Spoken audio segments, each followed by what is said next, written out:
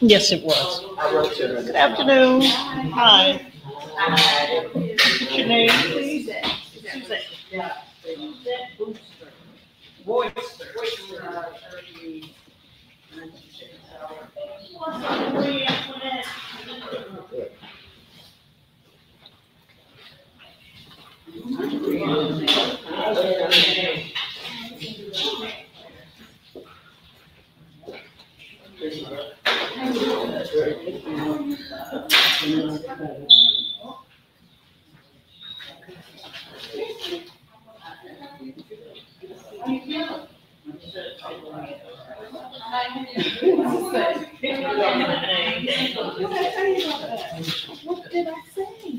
What happened?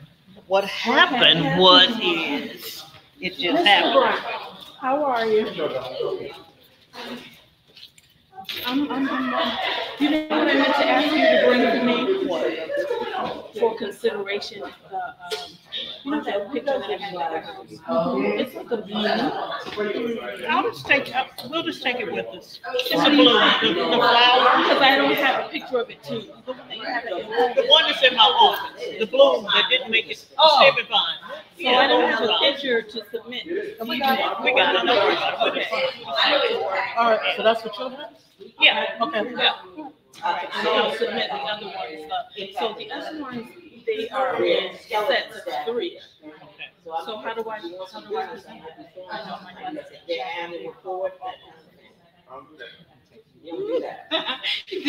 They're gonna be uncomfortable because it hurts right here. That's you. That's a good style. It's a good look for you. Yeah. We'll get you a pair. That'll last longer. But you know,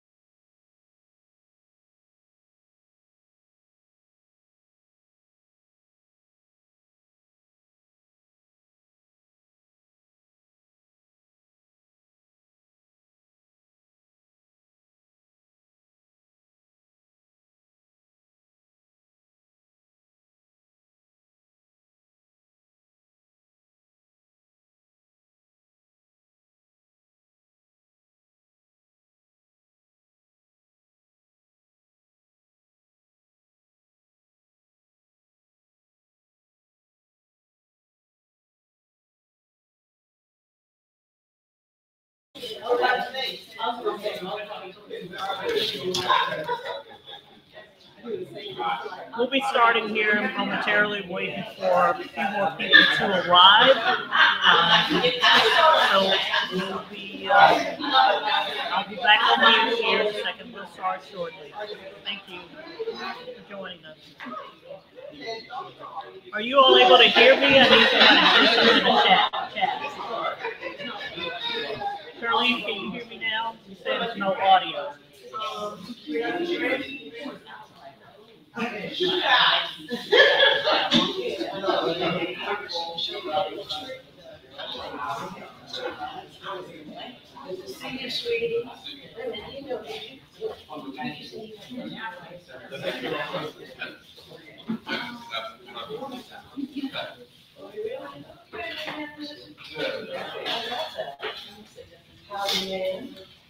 I'm now going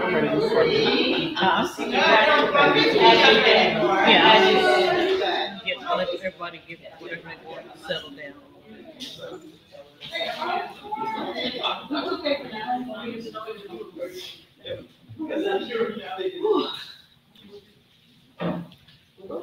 Okay, thanks, Shirley.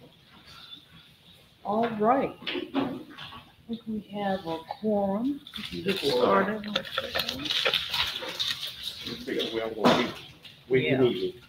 I want you to watch out for that cord. Can we put those chairs? I think I want to put a chair over that. Yeah.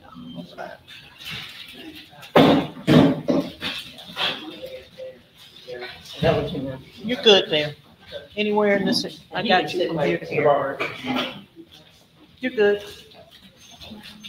Can we dim the lights? I can see the screen. Can we dim the lights a little bit? You're right on top of the camera from there. I can see you, and then there's a light.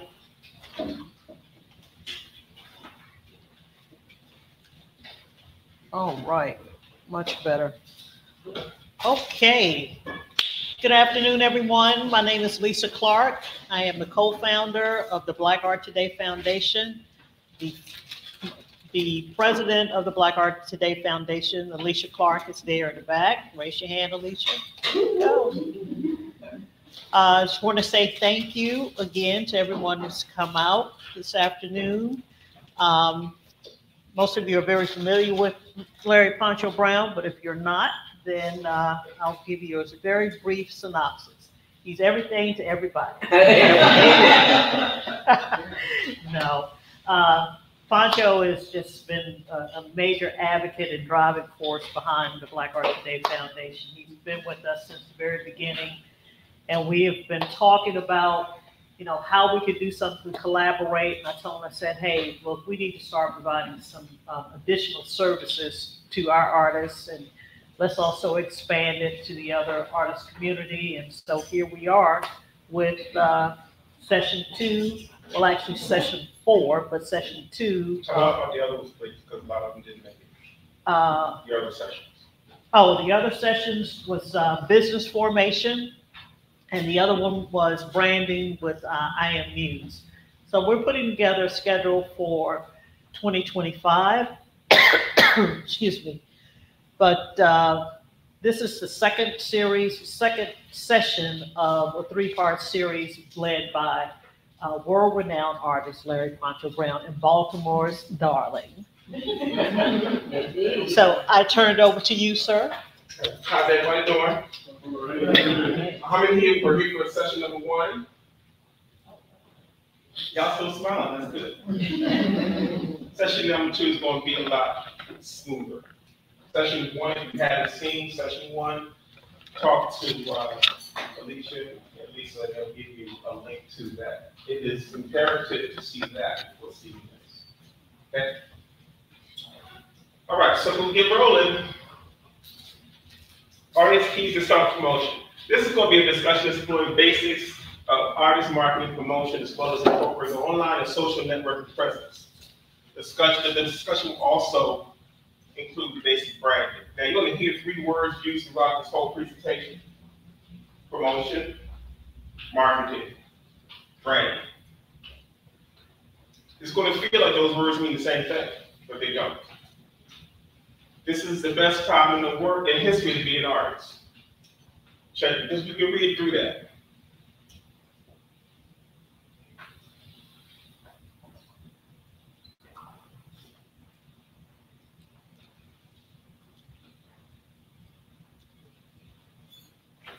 I need you to know that this is the best time in history to be an artist because you have so many technological advancements at your disposal. Okay? I say that because, as I highlighted in our first presentation, times are changing. People are becoming more advocates for the artists. The world is now global, and we see what's happening with the Olympics this year. This is a sidebar. See how all the teams are interacting in a new global. It's not such a them against us anymore. Same things happen in arts.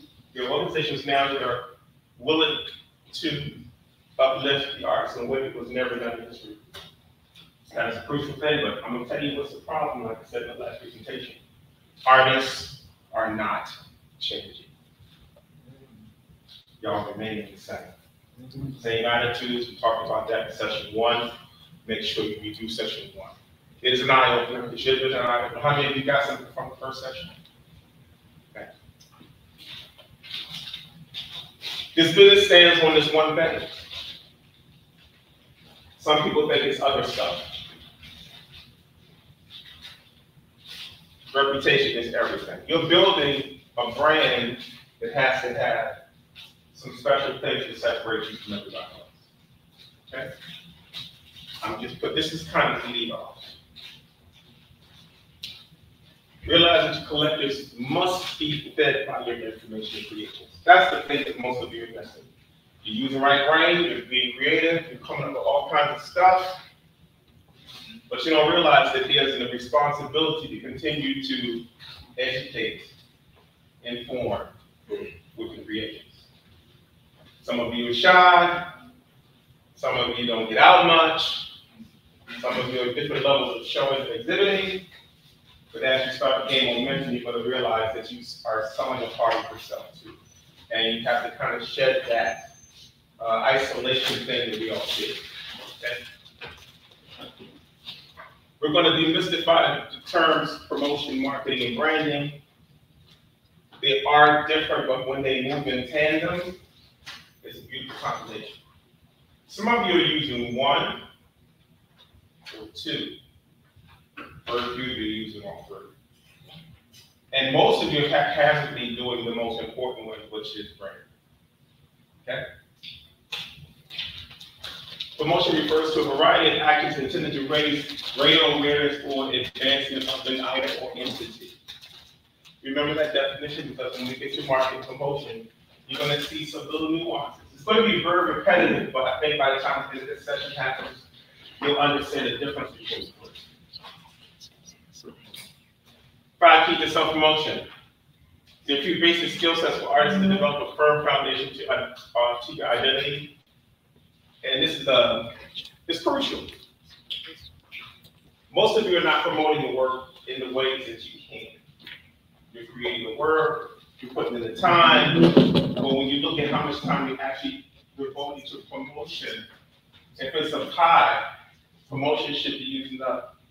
Promotion, marketing, and branding should be using up half that pie. If your whole pie is creativity, you're going to be missing out on something. Poncho, Yes, ma'am. are you going to share this later, like next session where we get the slides? You're moving fast for us to take notes if not. You speaking for yourself for the rest of the I'm sorry, for me, you're moving. Okay. For me, Everybody will have yeah. access to the slide presentation on YouTube. If I Yeah, was to do thank that, just raise your hand, but just put your seatbelt on. Yeah. Good Right. professional online presence. You're going to see me repeat that so much, your nose is going to start bleeding. Okay. How many of you had a chance to visit the website issue? Create a website or online portfolio to showcase your work. Make sure that it includes high quality images. I can't elaborate on that further. We just tore that whole thing up in the last presentation. Most of you should have that by now. If you don't, we can always improve in the area of our image quality. We are an imaging business. How can you do beautiful art and have behind photographs represent? Doesn't work. Okay. Leverage social media. Y'all gonna hear that too? How many of you here are leveraging social media for promoting your work? Raise your hand high, please, so I can see what's happening. Okay. Why is your hand up? Okay. Okay, so talking too fast, let me know. How many of you leveraging social media with their work as we speak today? Raise your hands. Say that again. How many people are leveraging social media to promote their work? Okay. Everybody's hand should be up for that. If your hand is not up for that one, then this is going to be a board presentation. Network with FERC, attend art fairs, exhibitions, workshops, network with artists, collectors, gallery owners, build relationships within the art community. That's so crucial and important. So many of us are isolated. We're talking here are individuals, and we try to hold that standard too close to our hearts. So we end up being too isolated. Art is a business that has to be shared. And so the first step is getting it beyond you. And the second step is realizing you have a responsibility to get it beyond you. Because God didn't intend for us to create for ourselves. Tell your story. You're going to hear me say that a lot too. How many of you now are articulating what your work means, at least? How many of you feeling comfortable with that, please? Be honest. Okay, and I get you. I get you. But we're living in a world now where people want to know. They're going to be curious. The worst thing that ever happened to me is I was creating. I did a piece of an Egyptian queen. I looked over the pyramids. I copycatted all the cartouches. And I hid them in my artwork, thought I was being slick and cool. White dude came to the studio to buy another piece for my piece. He read the cartouche of my work, and I didn't know what it meant. That was a learning lesson. Make sure what you do, you know what it is, and make sure you speak to what it means. Even there's a thing called art speak. Anybody know what art speak is? I know you know what art speak is. Art speak is when you see people make a narrative around a piece. I have my issues with art speak because it can be BS sometimes. Everything you do doesn't have an explanation. But the bigger issue is that your work should be representing something. And the more you get in tune with that, I think you begin to find other directions for your work, other than just doing pictures. Okay? Seek out opportunities. Participate in art competitions, apply for grants, and look for exhibition opportunities. Hey, guess what? The biggest problem artists are doing right now. Lack of participation. So I want to thank you all for showing up. This is the largest crowd we've had for any of our presentations. We did our first one on this. I think, what, 5 people showed up? Yeah, 5, 6. Yep. When the guy came on, DVDs came to do one on marketing, I think 8 people, 10 people showed up. Yeah. Most of these courses, we made it so that they're free if you're part of our organization or in our circle. The room should have been full on all of those. We've had people that have been doing virtually. That's good. It's another piece. But you hear what I said, the first part of this presentation is about changing. There's more information going to be coming your way in the next few years. The only thing that's going to make you move ahead of other people is maximize exposure. Understand the power of participating in group show opportunities. If you don't show anywhere, if you feel unconfident, group shows is the best option for you. You gotta listen out for them, because they're everywhere. You might not hear about them. That means you'll be shown with 20, 15 other artists. It's a great opportunity because it takes the pressure off of you and all the egocentricity you might be carrying with you. But you can also fill a whole schedule with group shows and get great exposure. Okay?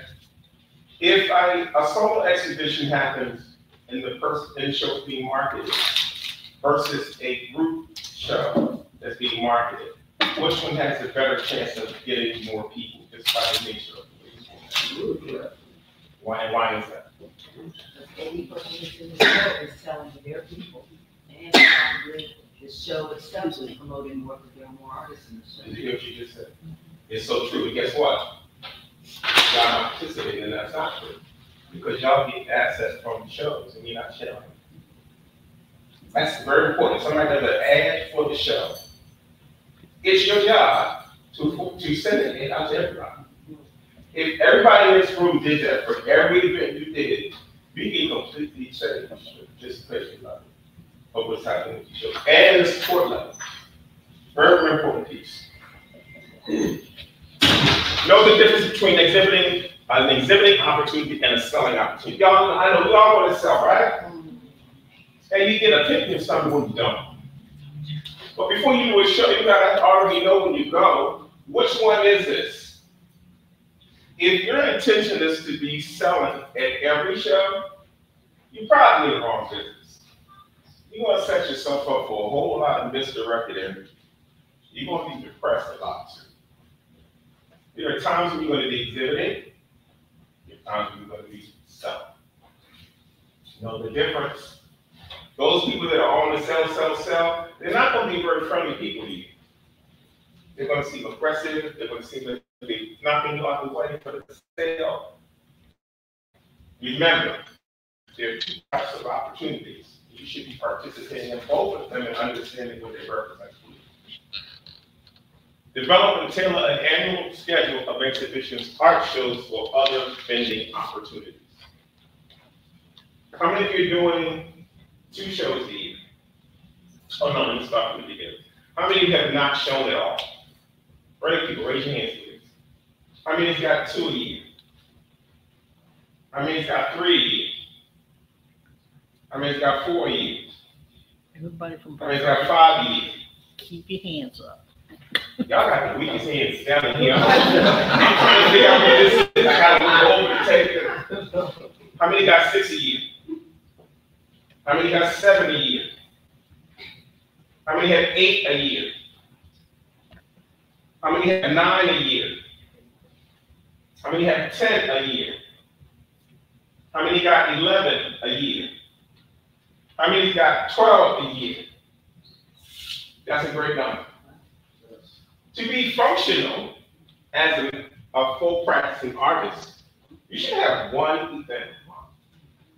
I don't keep working, I don't keep getting, we got a lot of lists of things, but as I talk to you, there are artists in every demographic, with every circumstance you can think of. Some are more disciplined than others, but this annual schedule is something that's very, very important because it helps you build a momentum. Now, all my people that's in the 30s, I don't think you got the 30s in here. Cool, stop lying. Okay, great. Right. So the 30-somethings, 20 to 30, y'all should be killing it. Y'all do as many as you can handle to do. You're young, this is the time to do it. Press, press, press, press. 40 to 50. You're getting to the end of this now, but you want to work this up. Through 45, y'all should be killing it. I was at the highest point doing 3 events a month, that's 36 events a year. I was never home, so didn't know what's happening coming through the door. I'm not saying that's good for you, but if you want to get exposure, that's the first place you got to look. If you are 50 and above, it starts to change. I'm trying to look a band, going through all of the preparation, because we don't understand preparation stress. Preparation stress is the 2 weeks prior to you doing your event. You're doing stuff, you're buying framing, you're trying to get ready, you're trying to do logistics, everybody's getting on your nerves, but whether they acting right, then you do the show, you get the outcome, you come back and you lick your wounds or you celebrate or whatever you do. It sounds dismal, but that is the cycle you'll be going through when you do shows. I was going all over the country. We drove as far as California, so south was Texas, we got Louisiana, Chicago, Detroit. We hit every city that was doing something. Is this a regional business? It is not. This is now a global business, and you have to start acting like it. You might need to start planning one thing out of your comfort zone just to go see what it's like. But this annual schedule is where you want to start looking. Hard to build momentum if you don't have enough opportunities to practice, to craft yourself better on the road. Because we're not talking about art now, are we? We're talking about everything else. Find out what kind of vehicle you need. There's two different standards. Women, you gotta be careful when you drive at night. Most of you all have a driver going with you. If you are up in age or physically challenged, you have somebody to help you set up a booth. If you're shy, you have somebody who can sell artwork for you. It's a lot to it. But that schedule is the key to your momentum. Schedule your own annual event or studio show. Investigate pop-up opportunities. You know what? Y'all can wonder why I didn't get this show. Everybody in this room should be planning one event a year. I do too. I open my studio twice a year in the spring and in the fall. They got a little sidestep when COVID hit, but that's my studio. People come to my space. Pop-up opportunities are everywhere. The people got to lend space for pop-up opportunities. Which means you got to scout on venues or partner with people that have space. But there's no reason that you can't have a studio show or a pop-up show for yourself at least once a year. And if you don't, now remember, if you got one a month and one on the studio show, you're leveraging things out. Okay? Keep that in mind. Very, very important step. Participate in all media opportunities, including podcasting, TV interviews, or any video opportunities. Always request access to the media for future content. Everybody in your mom now is doing podcasts. How many of you participated in the podcast? How many of you got paid for your podcast? Hands dropped really quick, didn't they? How many of you asked for an honorarium? Ask the other question. How many people know what an honorarium is? Do you know what an honorarium is? You guys don't know? Who did? Okay. So in other words, you're saying you did the podcast, but you didn't get paid. You got all looking funny, like, okay, you really asked me if I got paid. Why didn't you? Did they get your intellectual property? Yep. By talking to you? Yes. Okay. Think about that. What's that again? What's that? Honorarium. I still You'll It's see not it in the presentation. The word honor and area. honorarium. All right, okay, I got it. Honor is supposed to be a part of the word. Okay. It shows that they respect what you're doing. Everybody wants to get information now, so you're going to jump in there, you're going to do a couple things, but then the next question is, how many of you requested the media once you got finished? Once you got one, Finished. requested a medium. How many of you Media. requested the media after you did the podcast? Raise your hands high.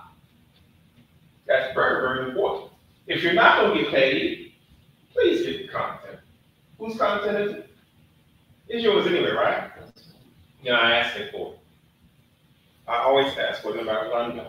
That could be recycled, it can be thrown on YouTube, it can be put up on my Facebook page, it can be put in other places. It can extend what the life of that podcast. A podcast usually happens and it's gone, and the next one comes and it gets pushed down in information. You never see it again. But if you own it, you can repurpose it and use it whenever you want. Very, very important step to doing media. Branding.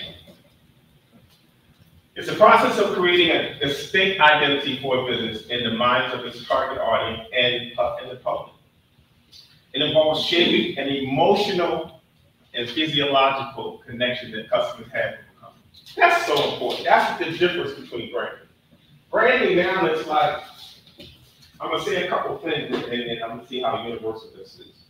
McDonald's. Everybody got it. What's the colors? Everybody got it. Yeah. What's the slogan? Yes. Okay. I'm loving it. Nike. What's Nike? Just do it. What's the most popular? powerful slogan on the planet. Just do it. Just, They are forming an emotional and psychological and physiological connection with you when that branding is that deep. Now, will you achieve that level of success with your branding? Probably not. They spend $20 million just to alter and update their logos every 20 years. Okay? But it's through repetition. It's through repetition. It's through repetition. It's through repetition. And if you guys don't have an identity, you have to start building on that repetition. A repetition in branding is not coming from a company name. A company name is just an umbrella that gives you the illusion that you're a valid entity. But it does nothing for your branding, your individual branding. The style of your work is part of it, your personality is part of it, your signature is part of it, how you package what you do is part of it. That is branding. That's the essence of branding. That's what makes branding distinctly different than marketing and promotion. And that's why I feel that branding is the most important step. And for most of you, that's the step you're going to be trying to really focus on in this next phase, this next. Is the logo, the slogan, part of branding, or is that part of It's marketing? all part of branding. It's branding and marketing. Remember, those three words are going to be used hand in hand. So there's going to be times when it applies to both of them. But when it comes to branding, that's very, very specific. It's very personality driven. It's very entity driven. It has a particular sort of feel to it. When I think of a person's work, when I look at Alma's work, there's something that I feel that she can capitalize on that with her advertising, her color, her logo, her color tones. Then she begins that process of branding. Any questions about branding? Yes, sir. In establishing the branding, how important is it to be flexibility inside that branding? In other words, It's important to be flexibility in that it should evolve, but it's about repetitive. It has to be repetitive in order for people to understand what it is. I repetitively use Poncho, and Poncho is not even her name. It's not our name on legal documents. It's a synonymous name. It really means it's just something that I use, no different than JoJo. But when you see my signature, it's on it. I mean, I said redundant, you can be shy, you gotta feel like you're being egotistical, get over it. The essence of branding is repetition. Okay. 5 basic keys to branding. And notice the word repetitive, because that's what it is. How many of you have a signature that has not been resolved yet? We talked about this in the last session, but this is the essence of your branding. So if you got 5 signatures, which one is you? Just had a conversation with Mr. Robinson back there, Levi. He's gone through at least 3 or 4 changes in his name, but he hasn't settled on one yet. But it's awkward. Like, just make you just grab your eyes. Awesome. Amen. So, in essence, his work is left him behind. He now has to figure out how to brand all of that into one identity. Yes, sir. In establishing one's identity, different signatures appear on the artwork. Once you have found a particular brand name, what do you do with the previous signatures? Well, rather than go down that road, if you use 5 signatures, you wouldn't use 5 signatures at the bank. No. So But in presenting the artwork, I'm trying to simplify it. You're trying to complicate it. I said you would not go to the bank and use 5 signatures. So why would you use it on your arm? You wouldn't.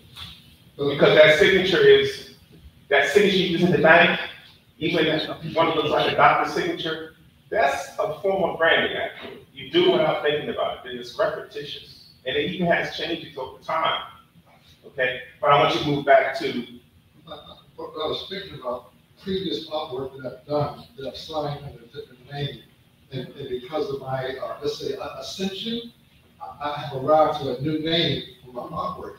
But I still want to present my old artwork, so do I present them with both names? Was like, I'm looking. If you've grown, you have to leave that behind. So this conversation isn't where you haven't been. This conversation is where you're going to be.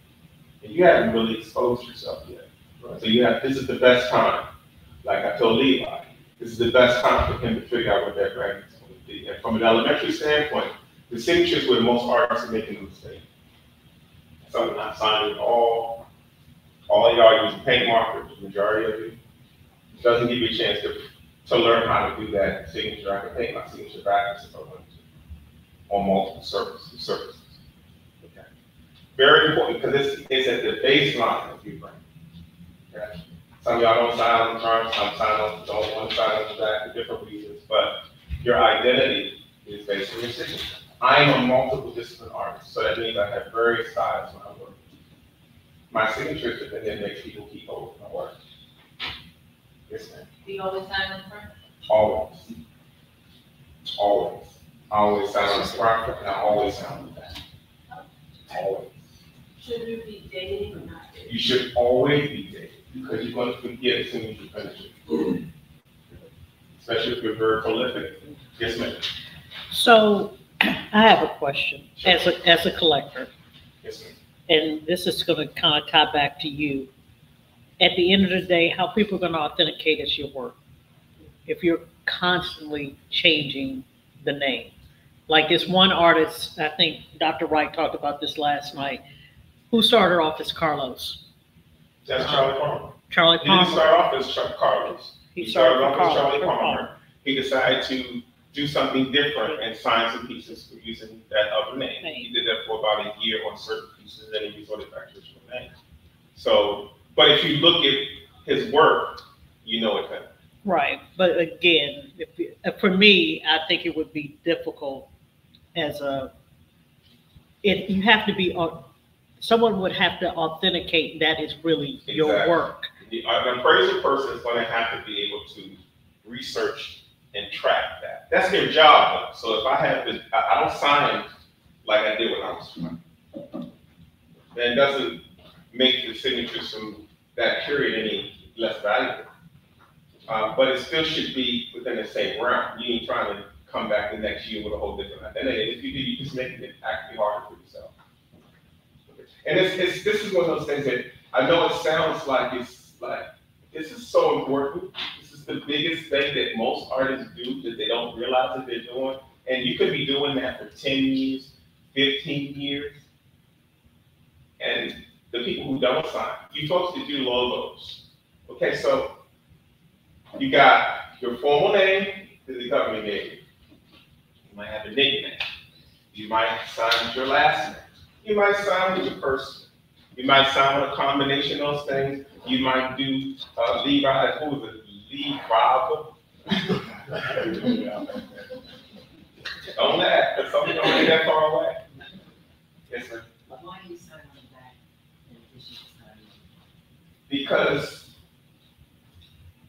you have to move that work around. Dealers have to handle it, architects have to look at it, people who are crazy will have to look at it. It's just another form of documentation. Okay? And if you got a bunch of paintings and you sign it up front, suppose something happens to the front. Suppose something burns it. It's a lot of things that can happen. So I usually do it. Now, I'll do mine on the front of the canvas and I'll do it on the frame of the canvas. Or I'll do it on the front of the paper and the back of the paper.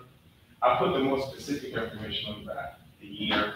Sometimes if I did it for a special event, I'll even write that down. That's something that an appraiser could look at and say, oh, this means something right here. Okay. But it's just for you. It's just a method of documenting the work that most artists don't think about when they work. Any other questions on that subject? Yes, sir. So, just in line with what I was asking earlier about the branding and having flexibility.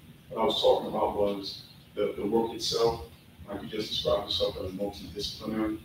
You can do all types of things, that don't necessarily, land in the same genre, but that signature, that branding, that signature is what brands the work, and it's not just about like staying with one, because we talk about this, like feeling like you're bottled up and confined to one particular style of work.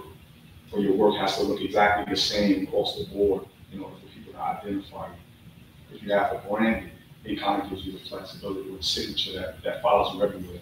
It gives you the flexibility. I'm gonna tell you a trend that happened. When we started using electronic media, many of us stopped signing our signature on the record. So the new generation, so they have a reason for not knowing what I'm saying right now, but the older folks here, y'all understand it, but we've moved away from it, and we have to re-engage with it. Yes, ma'am. How do you sign your certificates of authenticity? Same way I sign everything else. That sounds like a smart ass answer, but it really isn't. So you use Repetition, Okay. repetition, repetition. If you sign it here, every way you sign it, you say, you start signing it back if you need to. It's going to get you in the habit of doing that. Most of us don't. We have a separate identity. So when you're doing business, you have one you use at the bank, but when you do your art, you may have a different one. Okay, well, branding is about pulling all that together. And it's about repetition. A quick question on that too. Yes, So how did you said Poncho is like a no nonsense thing. It's just something that you, I don't know how you came up with it, but it just doesn't really have, it's your identity, your branding. So how would the upcoming artist get a name like that? Did somebody say, hey, Poncho to you, and he was like, hey, that's thick, that's stuff with No, Poncho is my childhood nickname. I'm a junior. My real name is Larry O'Neill Brown Jr. That's on my passport. That's on my board. Don't look it up. My father was an artist. And so immediately coming up, he used to sign his work L-O-B-J for additions. I thought, oh, that's cool. I mean, L-O-B. And I started, as a junior, started to put down L-O-B-J, but it didn't mean anything. So I started using Poncho, okay? And so I started branding that name like when I was like 17 and had been using it. It's been, if you look at all the signatures, it probably changed one major time. And it's been consistent ever since. So I could just pick a name that. No, we'll talk about that. We'll talk about the name thing because me and Levi had an hour conversation about names. Okay. Levi Robinson is a common name, and a couple of them are act murderers. I'm just kidding. That's what I said. For the record. I'm not going to out you, right? He doesn't like his middle name, but he's also a fourth. So now he's trying to figure out how to brand himself with everybody owning Levi. And there's a couple ways to do it, and I gave him some tricks. I said, well, if you use your bio, put your real name in your bio.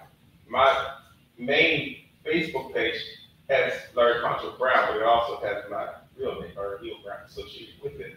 Online, you start Googling, those names are going to come up together. Okay.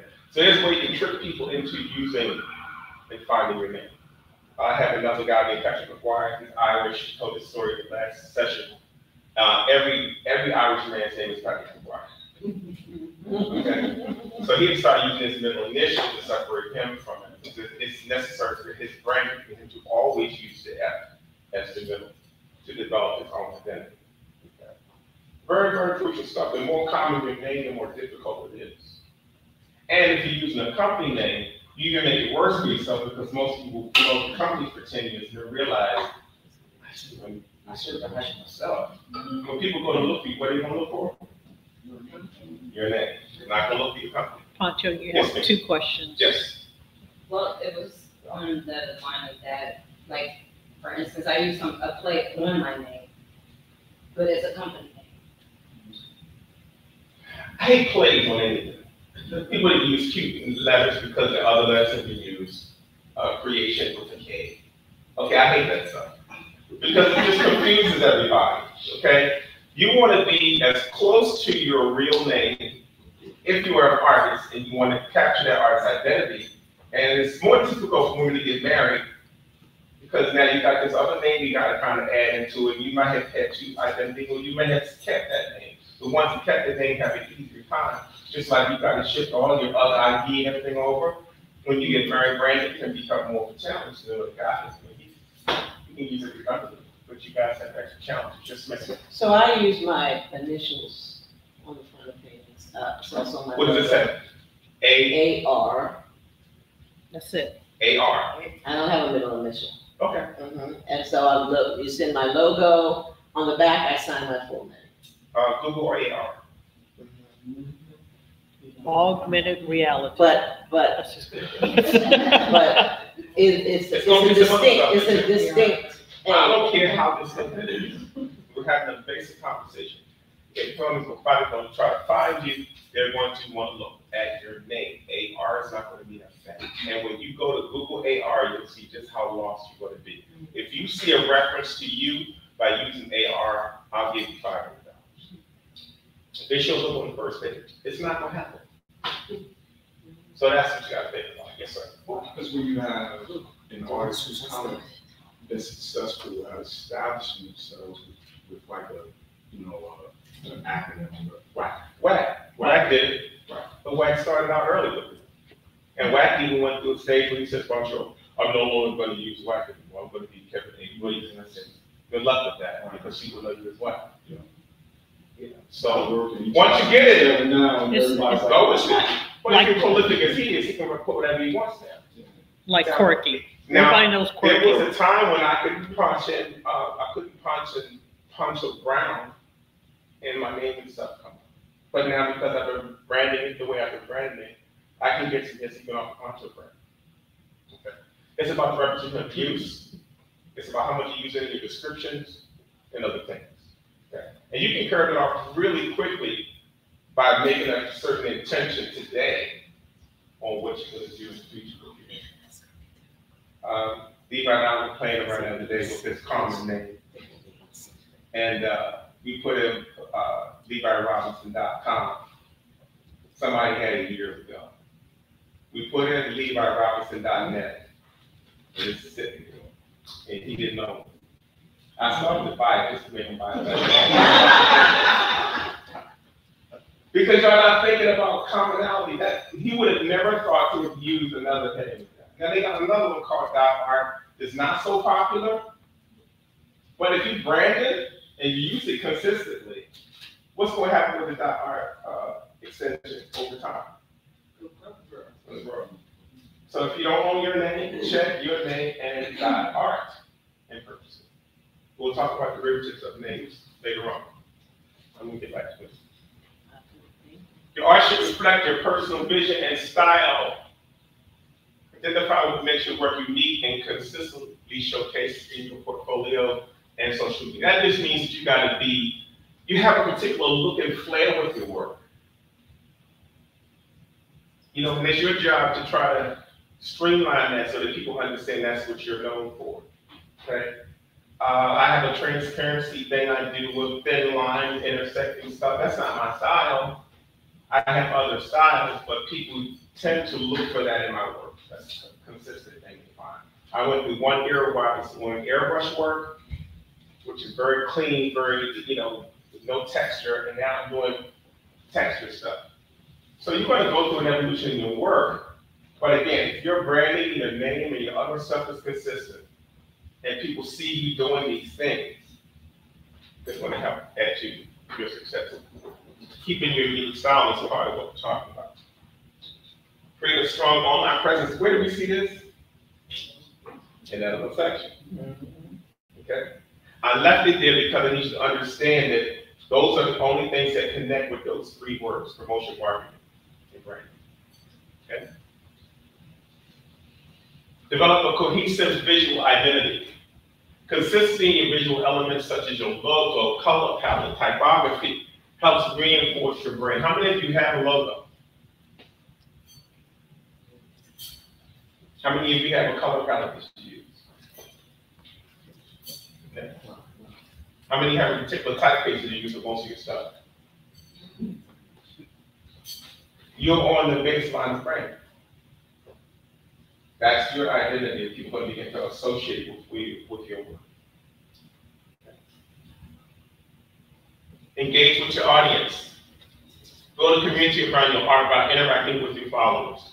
Responding to comments, I'll talk about that, and participating in art-related discussions. Hosting live sessions, workshops, or Q&As. How many of you do speaking engagements? How many of you don't? Okay. The people that don't do speaking engagements, make a pact to do one before 2025. I don't care if it's in the closet, in your house. But I want you to record it. But does that include like doing live online things? You could. Do you do live online things when you're talking? Yeah. That's good. Okay. As a part of Levi's question, adapt and evolve. Stay current with trends and be willing to adapt your branding strategy as needed. Sometimes your brand strategy needs to be adjusted. That's why you see Coca-Cola and Pepsi and all those guys changing their stuff every 20 years because it needs to be refreshed, but they don't want you to lose the essence of the branding they had prior. So now they're just doing something totally different. They may change the swoop or simplify it. They may keep the same colors. Very seldom you see them change colors. You may see shapes change or be simplified over time. And then after a while, you see they move the name. Like Dunkin' Donuts now just uses DD. They can do that. They've been branding that typeface, that color, and that name for so long that they can just drop it and go DD. And y'all know what it is. You mentioned versus verse in March. That's that emotional connection. Quick branding prep. Purchase and control all derivatives of your identity. Invest in .com, .net, and .art. I just added that last night. Make sure to check for your name availability as your first search. We already talked about that. Yes, ma'am. Because art festival recently, and like there were some millennials asking me about the square box things or scanning. That should be associated with our website or QR code, a QR code. We'll talk about QR codes. But we'll talk about that as part of this presentation. But owning derivatives of your name is so crucial because it's your minimal investment. See, artists want to do business and feel like they're in business, but they don't want to invest no money. So you're not investing no advertising dollars. You may not even be investing in equipment. So why not invest in the base level of your business? Now, I'm not saying you got to go to the state and file for a trademark and all the other things you can do. Those are other level things. Those are things you do if you're serious, okay? But controlling the derivatives of your identity is important. So I own LarryPonchoBrown.net, .com, .org, and .art. Do you have websites for all of them? No, I do not. But I do park them to my main website. So it just routes them to. They punch it in. I also own the artofponcho.com.net. Okay. So I have artist KB, and then I have KB287 because I go by KB287. The last one is cute. Okay. 287 means something you don't mean nothing to the world. Right. So you want to try to clean up to make sure it's more professional. That's like more of a personal thing. And sometimes we have personal addresses when we do social. But when you're doing business, you want to be a little more formal because you're doing what? You're working on branding. And see, once you get it, you got to connect everything together, then you'll start getting it. But there's so many KBs. I got you, but that's your job. It ain't my fault. I didn't work I didn't name other people. But when you sit your computer and put KB in there, you have a puzzle that you got to solve. It's like this Levi problem. And so you got to find the simplest way to control your day and that means you got to check every perimeter of what's going to work for you. Because all of them are not covered, trust me. We found his in 2 seconds that we don't phone. And you'd be surprised. How many people have a Facebook page that they still have numbers? They haven't even put their name on their Facebook page yet. Okay? And that's what you have a personal or business. Okay? So that's so crucial. If you control that, you control everything, especially in this new age where people trying to find it. Just make it.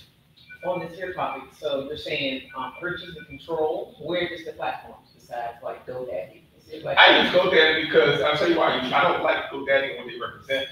But when it's time for you to change that over to a website, it's easy to move from GoDaddy than it is from something else. The other ones, if you look at changes, you got another address to move things. So when you also understand, I said this in the last session, When you go in and search for your name, people are watching you search for your name. And so what's happening now is there are brokers online that buy names. So while me and Levi was laughing and giggling, and he was trying to decide whether he was going to buy it, somebody was watching him giggling and couldn't purposely, he could say, I'm going to sleep with it and do it Friday. Go back Friday, now this went from $12 to $69. Or in my case, we looked up Poncho.com. How much was it? 71 grand, something like that. Yes. Brokers. Rats. Hate. But that's what you got to contend with. Yeah, I looked at my name, I'm gonna do it again when I don't, but some of them. Yeah, keep checking, because there might be some extensions that they haven't gotten. Okay. A lot of you, like Levi was using Levi Robinson art. So a lot of artists use art or artists to kind of break it up. That's one way to do it. Yes, I would still own it, but not really solving the problem.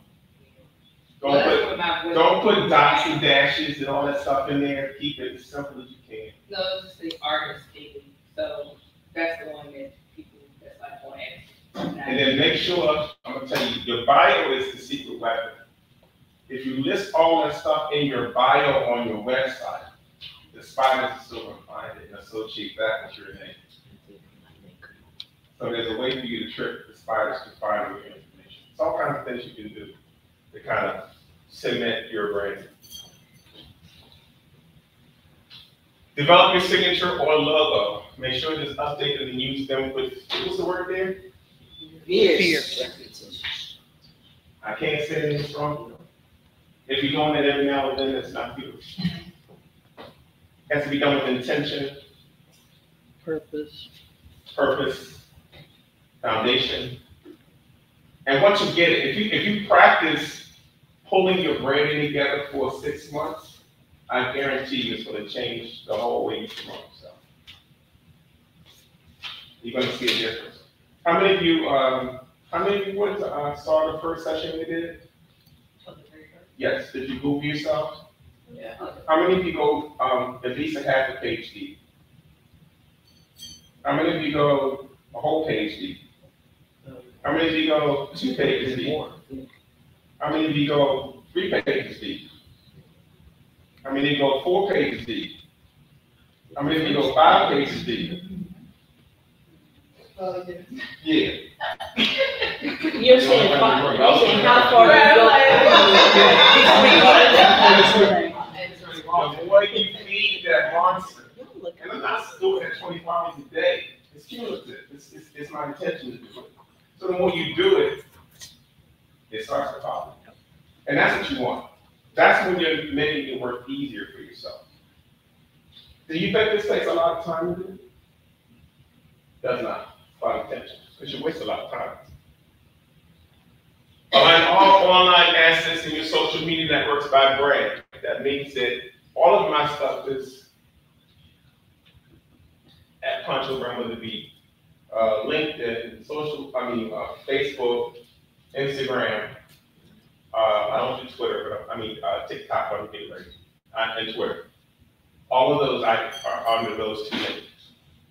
But right now, I'm making it a determination to really push the very Poncho Brown more than all of them. Okay. Crucial. So take all your names and write them down and look at it. And then go back and change them to make them match as much as you can. Okay? Very, very important. All right. This is the difference between branding and marketing. You can read through that real quick. And then I'm going to read the last sentence.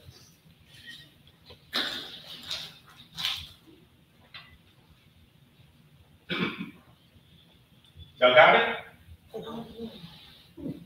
Not the people online, but they'll get That's the okay. Tell them they can go to my YouTube channel and they can find it. All right, simply put, branding is the identity of a company, and marketing includes the tactics and strategies which communicate that vision. That's the biggest difference between those 2 things. Got a lovely little chart for you that shows you the big difference between branding and marketing. I want you to read that over. Sound the same, but they are not.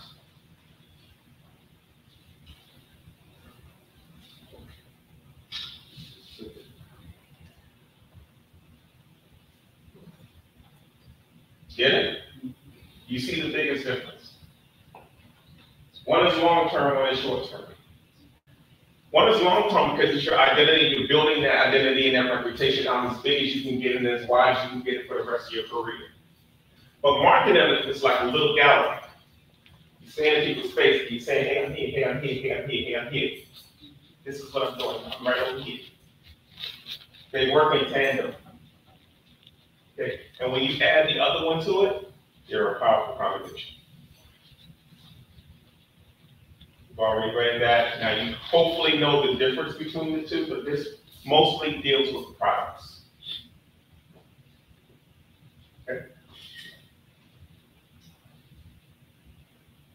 You're going to see some things here that are repeated again, but I want you to see what the difference is.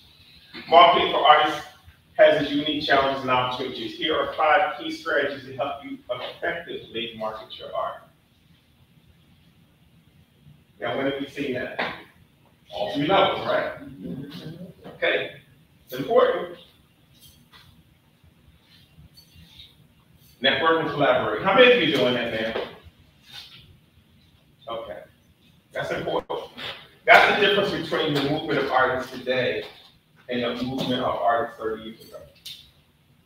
The older artists had to do it because they were surviving, and there wasn't anything holding them together. They belonged to HBCUs, they belonged to these small organizations that allowed them to kind of unify. They had to unify in order to stay viable in this day relevant.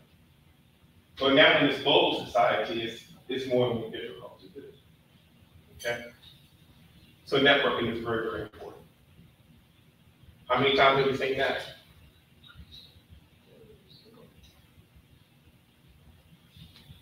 This is an important email marketing. Pound for pound, this is the most important slide in the whole set. And it's the one that most of you are not doing. How many people have a email marketing program right now? Tell me what yours is. It's built into my website. Okay. Who else raised their hand? What is yours? Through emails with collectors and people that I know are interested. What system Whenever what system are you using? Are you using Constant Contact or you just email? I'm emailing and I'm also, yes, I'm not using Constant. Okay. Yeah. I use MailChimp and I send out some more updates on everything. Who else raised their hand? So that's 3. Everybody in this room. What are we doing? Everybody in this room. Everybody in this room should be email. Are they preferred ones? They're not preferred ones. I use Constant Contact. Okay. Use Constant Contact for 20 years. We use. So that's why I ask people to name theirs, because often you feel like, where do I start? It's right in your nose. When you Google email marketing, the ones that pay the most money names come to the top. That doesn't necessarily mean it's the best fit for you. I'd rather work on referral than to go on what shows at the top of the list. But do you use GoDaddy? No. We do. Because I know they have the. Most programs now, GoDaddy, your platforms, Shopify, all of them have email programs associated with them. I use Constant Contact independently of all of them. We use GoDaddy. I find I have more control when I use Constant Contact. MailChimp charges you how many you send.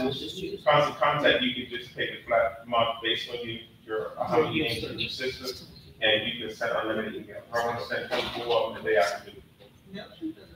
You change over there. And so does. Contacts, 500 contacts, 1500. Yeah. And They charge you GoDaddy. by the amount of contacts. If you have a website through GoDaddy, it depends on what it is. You also have their marketing piece. All of it's part of that package. So we use GoDaddy. But the most important part is, before you start talking about, she said she used her email. Okay, basically you should at least be doing what she's doing. That means she's got a group of people that she sends stuff to. If you're not doing that, then what are you doing? Yeah, you ain't communicating with nobody. Okay? Now, I'm gonna give you the numbers to hurt your feelings a little bit, so get ready. If you don't have a minimum of 2,500 names, you're not in trouble. You said a minimum? A minimum of 2,500 names. 25. Yes. Now, Most of y'all in this room have 500 names in your current email system, unless you're with AOL, you should have 2 billion because you've been with AOL so long. Okay? But this means going through your emails, seeing who's been emailing you, see what people are possibilities to purchase your work, your demographic. If Alicia makes a mistake and sends me an email to CC and 50 of y'all names show up on it, Guess what? And your email about it. now I'll put them in a specific list, but I won't take it. Okay? So watch those people that CC, they don't know what CC is. Blind carbon copy means carbon copy. If somebody sends you a carbon copy, treat it as it's a gift from God. Because when you get your emails from these companies, they don't care where they got your name from. These companies are selling your names and giving your names to everybody. You get emails every day. So do this unapologetically, because they do. Participate in online marketplaces. Etsy. How many of you are familiar with Etsy? How many are set up on Etsy? Very good. It's an excellent alternative platform to sell your work from. We'll talk about some other ones later on. I got pros and cons to some stuff. Y'all not gonna like that section. Now, Poncho, I've always heard Etsy was like kiss of death for a serious artist. Is that no longer true? No, it is not true. What is the serious artist? No, I'm sorry. Because I know galleries that use Etsy. No, I'm just want to deal with your question. What's a serious artist? And who is that? See, you have to be careful who you sign on with. I said how many people are on Etsy.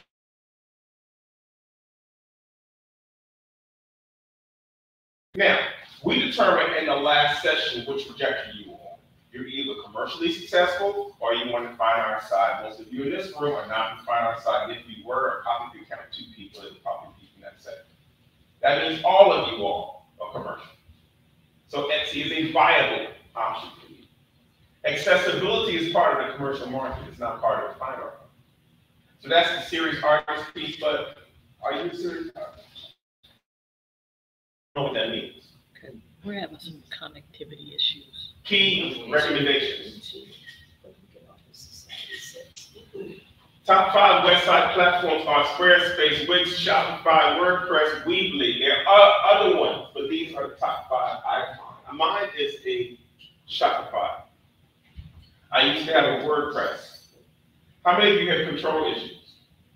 Have what? Control issues. How many of you are afraid that it's totally intimidated by the website environment? How many of you want to have a certain amount of control? No, let me ask that question. How many of you have control issues? So how many of you want to still have some level of involvement with your website? Okay. I don't have a problem with that. Okay? But you need to be active. Once you make that determination, you have to follow through. In our last presentation, I told you that more artists don't have websites now than ever before. They try to slick and send me a Facebook or send me some link to somebody else's site. They don't have a website. How can you be in this business and do not have a website? I don't understand it, y'all. I'm not supposed to understand it. But y'all in this room, so that means y'all trying to be serious. Be honest. How many of y'all don't have a website? I've already called you out, so don't be embarrassed. So when we get together toward the latter part of the year, everybody's going to have one. How many of you have a store front in your website? Okay. How many of you are making sales every week with your website? How many are making a sale every month with your website? Okay. Therein lies the difference. If your website is not producing something, then it might be time for you to reevaluate your website. Because it should be. There are millions of people online. They're looking around all the time. So if you put that website up and it's been up for 6 months and you haven't gotten one hit, time to redesign.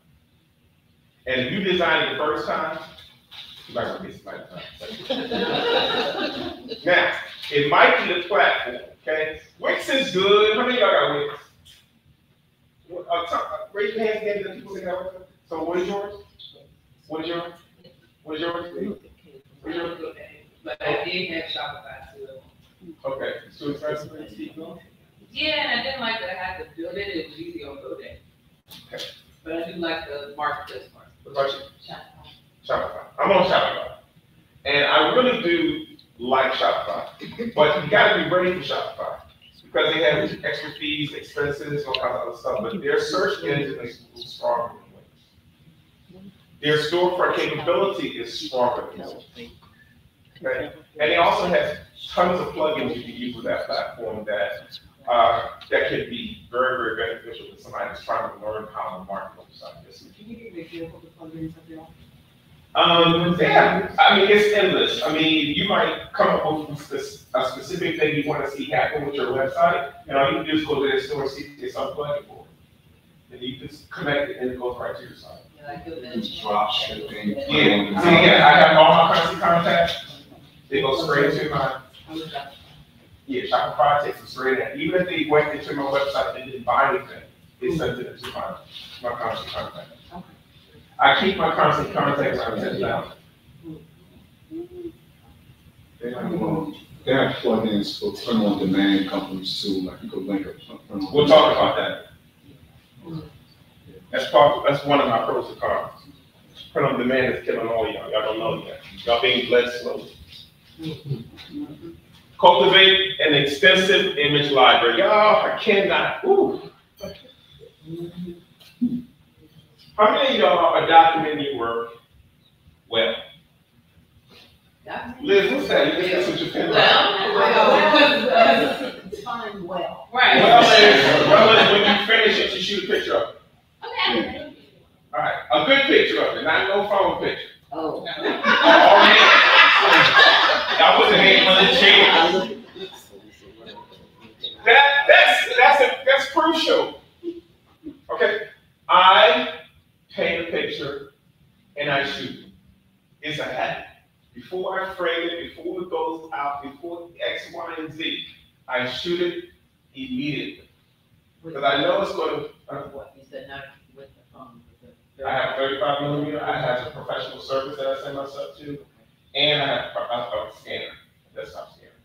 So one way or the other, it's going to be shot. And I bought one of those copy scans where you put the work on it with the light. And that's the same thing, I mean, when we use archival arts. Yes, that's the best way to do it. Okay, that's what I did. Okay. So this is what happens. If you're printing your work for reproduction, you should be getting high resolution scans. They cost a little bit more, between $75 to $100, depending on what you get. Very large files that can be used for G-Plane production, to do some canvases, whatever else. They can even also be used for fabrication for large pieces if you know what you're doing. Okay? Then you got a digital shot, which is it's substantially smaller but has good information. So if I wanted to put it in a book or a magazine, it'd be perfect. Okay. Then you got low resolution scans, which all of y'all should be using because that's what you use for uploading TV shows, all that kind of stuff. Okay. So what happens is I have a library of, most of my money is in scanning. I spend a lot of money in scanning. But I can reuse those images any kind of way. I can't tell you, I'll get into the monetizing piece and show you in many ways that I use that. But if you're not documenting your stuff, you are a pimp. You are putting your work out there, and you're taking people's money, slap them on behind you, keep it moving. And you don't have no reference in your stuff. You can't even show somebody a series you was working on the development or something. And you know what else? You forget if you're prolific how much stuff you're doing. Absolutely. You can't keep track. You can't keep track of a 10-year gap, a 20-year gap. I like to see an overall spectrum of my work and how it's developing. Okay. Please take the time to start documenting more.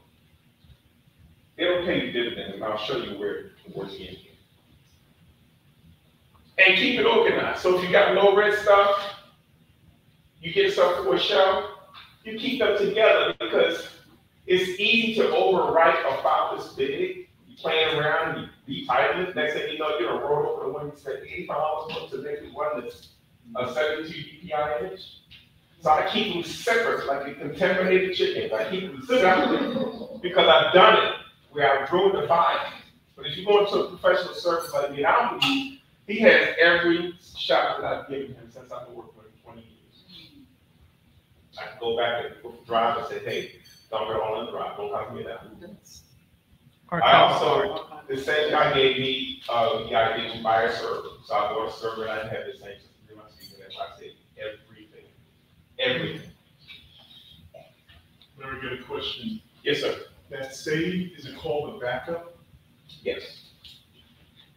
Absolutely.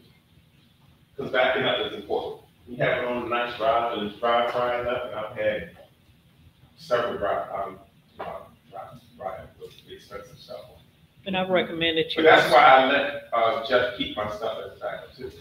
And also back up to, get a Google Drive. You Google, if you got a Gmail account, you get free storage. And you pay for storage open too. Yeah. It's very important. You know, better to have it than not to have it. But if you don't have a library, we just talk to stuff. But there's something else called Artwork Archive or something. Don't get hit. Don't get that. You're not ready for that right now. No, he said don't get ahead of him. Oh, I'm so sorry. Okay. Y'all ready? Yep. You want to take a break? Use Animoto.com to create videos without editing experience. I've been using Animoto for about 15 years. It's a slideshow program. All you do is add the photograph. It already has themes, music, everything you want to use is in that platform. Some of these platforms are expensive because you're paying, everything is a subscription fee now. But this is pound for pound the one that I have refused to release. Because it's allowed me to do some really nice media in a fraction of the time, and I know how to do that. That's how powerful the program is. What's the cost? It's roughly about $40 a month. Your constant contact is going to be based on how many names you have. So she said hers $15 a month. I think I'll pay $50 a month. Yeah. Yeah. And I've had it for a long time too, so I'm in a different part of it. We talked about this. This is important, you know. This is the one thing you should be adding to your arsenal if you do nothing else to talk about today. Which one of you gets open faster? If I do an advertising for a t-shirt, if I do a newsletter about something that I'm working on, if I give a show information that they got a show coming up, which one do you think gets open the most? The show? T-shirt? T-shirt? The newsletter. You would think people don't want to read yeah. But I get more views on my newsletter than I do. You know? So I have time when I do newsletters. What's your open rate? I keep it around 30%. You want to average probably anywhere between 10 to 15%. That's good. If you got anything over 50, that's good. That's good. What is that? Open rate, like if somebody clicks, so you send an email, but Yeah. if you don't have Constant Contact or MailChimp or something like that, you won't see the statistics. Yeah, they have a dashboard there that tells you who opens, how open, what time they open, all of that. And they give you suggestions for the best time to send it and a bunch of other things too. So once you get into email marketing, that's another whole specialty area that you get approved on. So we're basically talking about how many opens I get from a 10,000 list, but 30% for me is good. That means I know that a good portion of people want to support my business. Hey, Poncho, Yes, you want to ma'am. take a break? Yes. Okay. Good take. How often do you send out the newsletter? I also may do a newsletter once every 2 months, Okay. but I send stuff out 3 times a week. Yes. I know. How many of y'all get my email back? It's more than 3 times. How many of y'all block my email? Hater. You want to show a great job. It's something these certain things to look through Zoom. This is invaluable. You said that you're more than 3 times a week. No. You might send 3 in a day. We will be right back from a short break. We'll be back in about 5 minutes. So I will be on mute.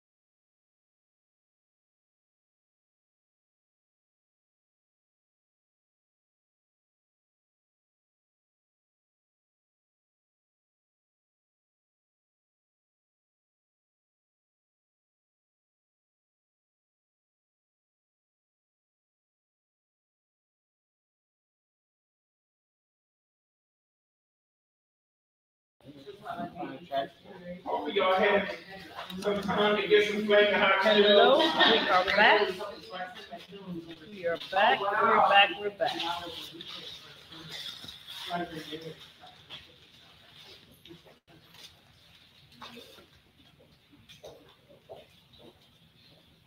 Everybody good? Yeah. Okay. Any questions about the email? How you start? You go into your personal email, you start building a list. You put it in Word or you put it in the text, in Notepad, if you're on a PC, or the text in the Mac. Okay? You just build it all up. The good thing about being with an email service is that you can upload that to the list of, say, the exact number, get rid of all the duplicates. So just cut and paste, cut and paste, cut and paste, upload. Maybe your first one will be a general. When you do an email program, you can make specific lists. So if you want to say black artists, like I have a black artist, I have artists from different regions because I travel. So sometimes if I want to go to Detroit, I'll use my Detroit list. So you can be as detailed as you want to be with those things. Okay? And I would advise you to do that. Don't have a big general list that doesn't serve. And also, like I have a list that's general because when I'm stealing names from people's CCs, they go in general, right away. Any questions about email? How many of you are intimidated by email? Why? Sure. I guess because like you sometimes don't feel like you have enough of a following to warrant an email list kind of deal. Okay, that's right. But that's not real. Because you do email like that. But I guarantee you, if you kept your email for the last, how many of y'all got a trillion names in the email list? You haven't thrown stuff away. Those are the best. The people who are super clean don't have over this, they're going to have a problem with the email list. You want this to be lagging, it's going, and then you can delete it as you do it. Make it a practice for a while. Maybe for the next 3 months, you're going to do harvesting names. And then you put it into email. When you start your email off, if you start with 500 names, then you want to keep on going until you get it to 2,500. I think at 2,500, you'll begin to be able to say, okay, I'm getting this amount of return on when I send these names out. And then they're going to be named this out, so you're going to be constantly putting names in. I am very, very relentless about collecting email names. It's probably my most annoying habit. And I don't want your email address, I don't want your address, I don't want your phone number, but I do what you do. And I don't do anything that you do. Some of y'all on my list now, you don't know how to handle it. That's right. That's right. Very, very important slide, y'all. Invest in NFC, near field communication, digital card, like us. There's a ton of them out there that's coming out. They are fantastic. Now said they're carrying a box of 500 cards with you. I have a business card style of that, and I have a lanyard card that goes around my neck. They got bracelets, rings, they got underwear for ring on the skin. They got everything. So if you just still pay them, now I'm not discouraging you from the business card. I think you want to have all of them at your disposal. Use business cards to benefit you. I hate answering the phone, so I have a set of cards that don't have my phone number on it. Has my email on it. I have a set with my phone number on it. For folks that I want to have my phone number. I have a set of cards that don't have an address on it. For those I don't want to have an address on it. So you'll find that you can control the information. If you're doing a show at a festival, it's an optimal time to get our cards. People want to take them home and trash them, but you got them. But make sure you have a card just for your shows, so you're not holding your cute ones and giving them away. Or you're being so stubborn, they're just taking my card, so you ain't getting no action. Okay? Open your mind about how you get your information to people. I like the 4x6 postcard because people don't throw them away. Yes, ma'am. I was just going to add to that, with the NFC card, you usually can change it in the app what information comes up.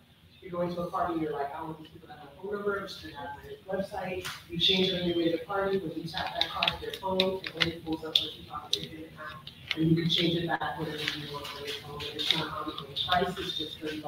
I see a lot of twisted eyes and you're like, okay, this is really, okay, I really got a business card, so. All right, but I'm telling you, investigate that. Not only can you use your QR code on this, but I can put this card behind your phone and it'll automatically take my contact and put it in your phone. It's very, very powerful. And unlike her, I don't care if you got my information because I'm not going to answer the phone. You can't do that. But the other thing that happens too is your name will be in my phone, so the how close when you answer the phone is higher. Is that Android and iPhone? Yes. I think you have to put it in one position for PC and another position for Apple phone. The best technology to stay on, y'all. If you're not, I think my system costs about $375. Liz, what did you pay for yours? $30.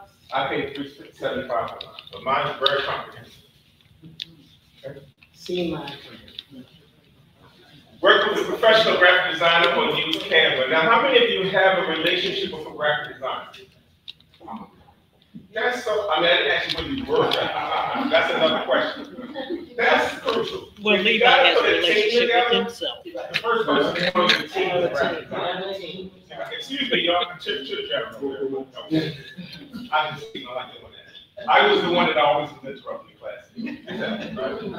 But Canva is the best secret for people that can't design. They can't design. It is powerful. The secret to using Canva is not to design it. It's to take what they have and exchange the information. If you find yourself in there, you change the typeface, you change the colors, and you move this over here, you need to be off of Canva. Because your stuff is going to look whack. You're not going to know why it looks whack. Okay? They hire designers to make all of the templates. Just like when you use are doing the witness. The more you get funky, the funkier it looks. It's a template. Follow the template. Submit to the template. Okay? And if you get another level of experience where you can go in and play with, I'm a classically trained graphic designer, but I rock this Canva. I can go in there in 2 seconds and knock something out. And GoDaddy gives you that, it has a market content creator as well that is flexible. It's probably not as flexible There are a as lot Canva. of, look, No. there are a lot of people that offer a lot of things. I ain't trying to confuse the world. Canva, Poncho says, is the best way to learn how to design. Yes, ma'am. Talk to me about the Canva and issue, because I had something on Canva and then it was put up on issue. Issue is like, it's a different platform. That's for like looking at magazines and pages and PDFs. And you get the And page I turned. tried online flipbook. Right, Yeah. right, that's different than Canva. Canva does some of that, but Canva does a little bit of video, it does a little bit of everything. So, Yeah. like you say, really sit there, go through the different things that you can do on there. It's a powerful program. And I think you got a free program where you can design too. You blew the face. The professional level, I haven't even had to use professional level. Most of the ads you see that I've created over the last year is Canva because I've been doing very, very good. Okay?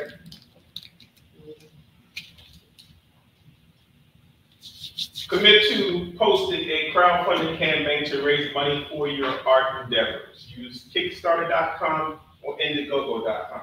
How many of you have ever launched a Kickstarter campaign before? And what happened, Levi, with your campaign? It failed. It failed miserably. How many else did a crowdfunding campaign? Doesn't matter what you do it for. Okay, so that was probably GoFundMe. Okay. Kickstarter and Indiegogo were designed for creative people. Indies for indie music, stuff like indie films, so independent films. So they really support us in a way that other platforms don't. Both of those are exchange kind of platforms, where you put something up that you'll give the person in exchange for their money, where some of these other platforms like GoFundMe is just, hey, Uncle JoJo just passed me, you got a burger. Okay? Not making fun of Uncle JoJo, but that's the difference between the two platforms. You wouldn't likely use co-funding for what we do. These two are beasts. Okay. To give you an example, a personal example, most of you know I did a 40 registered book company years ago during COVID. I was going to raise $10,000. That was my hope. And then I figured, okay, I'll match 10,000, and that should be in the ballpark of the book, right? Because you can exceed the amount. So I put up 10,000. The first week we raised 10,000. Wow. The second week we raised 20,000. Before it closed, we raised $34,000. What's the key to Kickstarter and Indiegogo? You got it. The what? You have to have emails. What did you say? Email, you have to have email. Emails. That's where emails come in very, very handy, because then you got your emails and you got your social. These pieces of the puzzle start locking together real well if you're using them together in intent. Okay?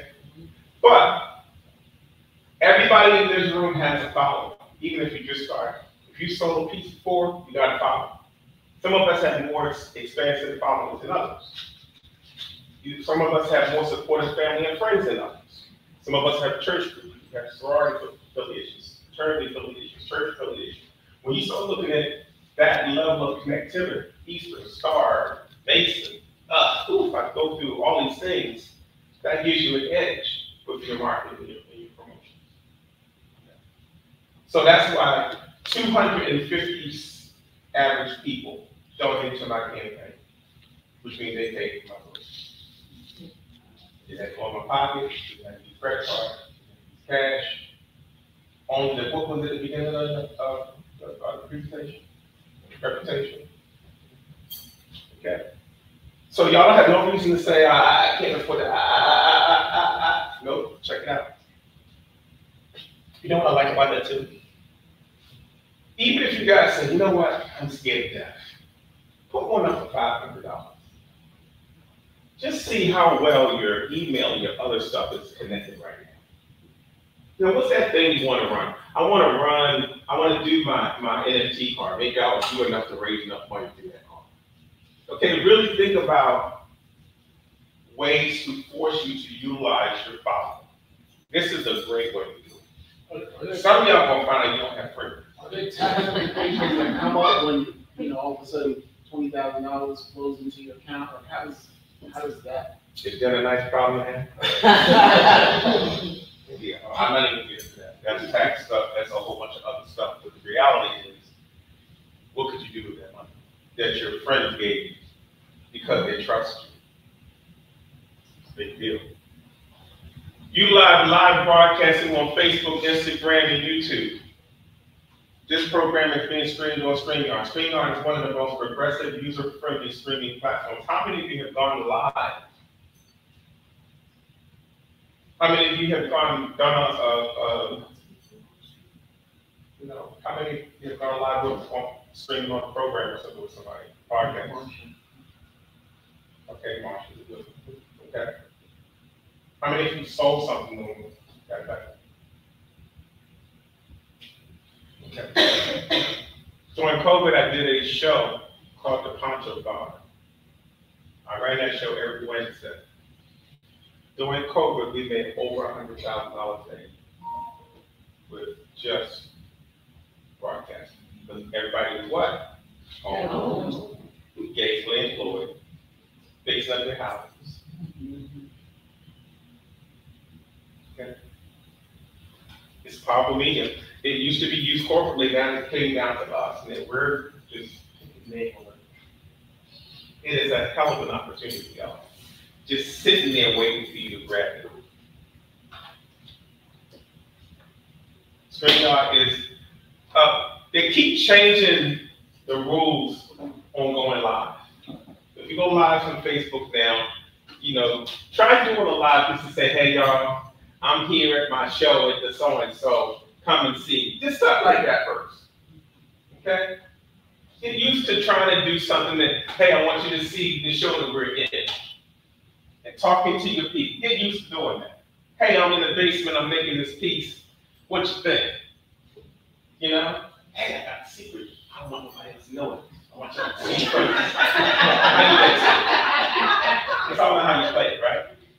It's very, very, very powerful. Now, what also happens with these streaming mediums is that it will record.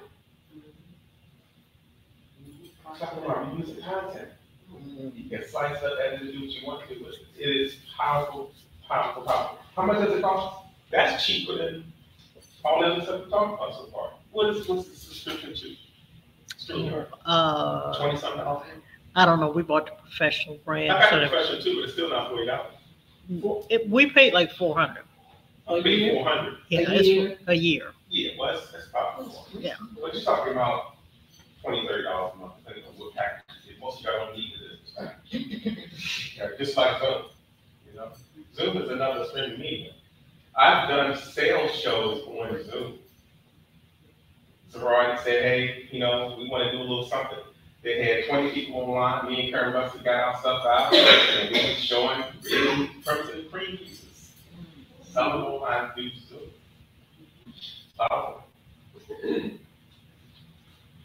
That's me. But this is what's good about StreamYard. You see, I just talked about Karen Russell. She chimed in. So anything that chimes in, I'm going to show you, put them on the screen. I can put any kind of graphics I want to put in the corner. That's what word? The B word? Branding. Look at the logo across the top. That's what? Branding. I'm in my studio. That's what? Branding. I'm wearing what I wear every day. That's what? Branding. Come together.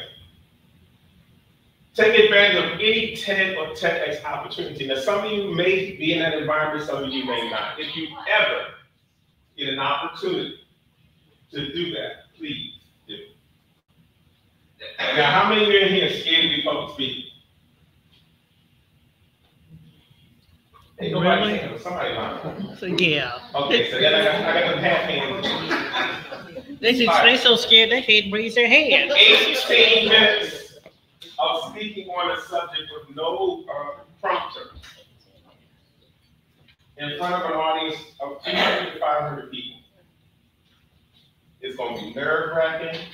When is this? No. When you do TED or TEDx, that's the setup.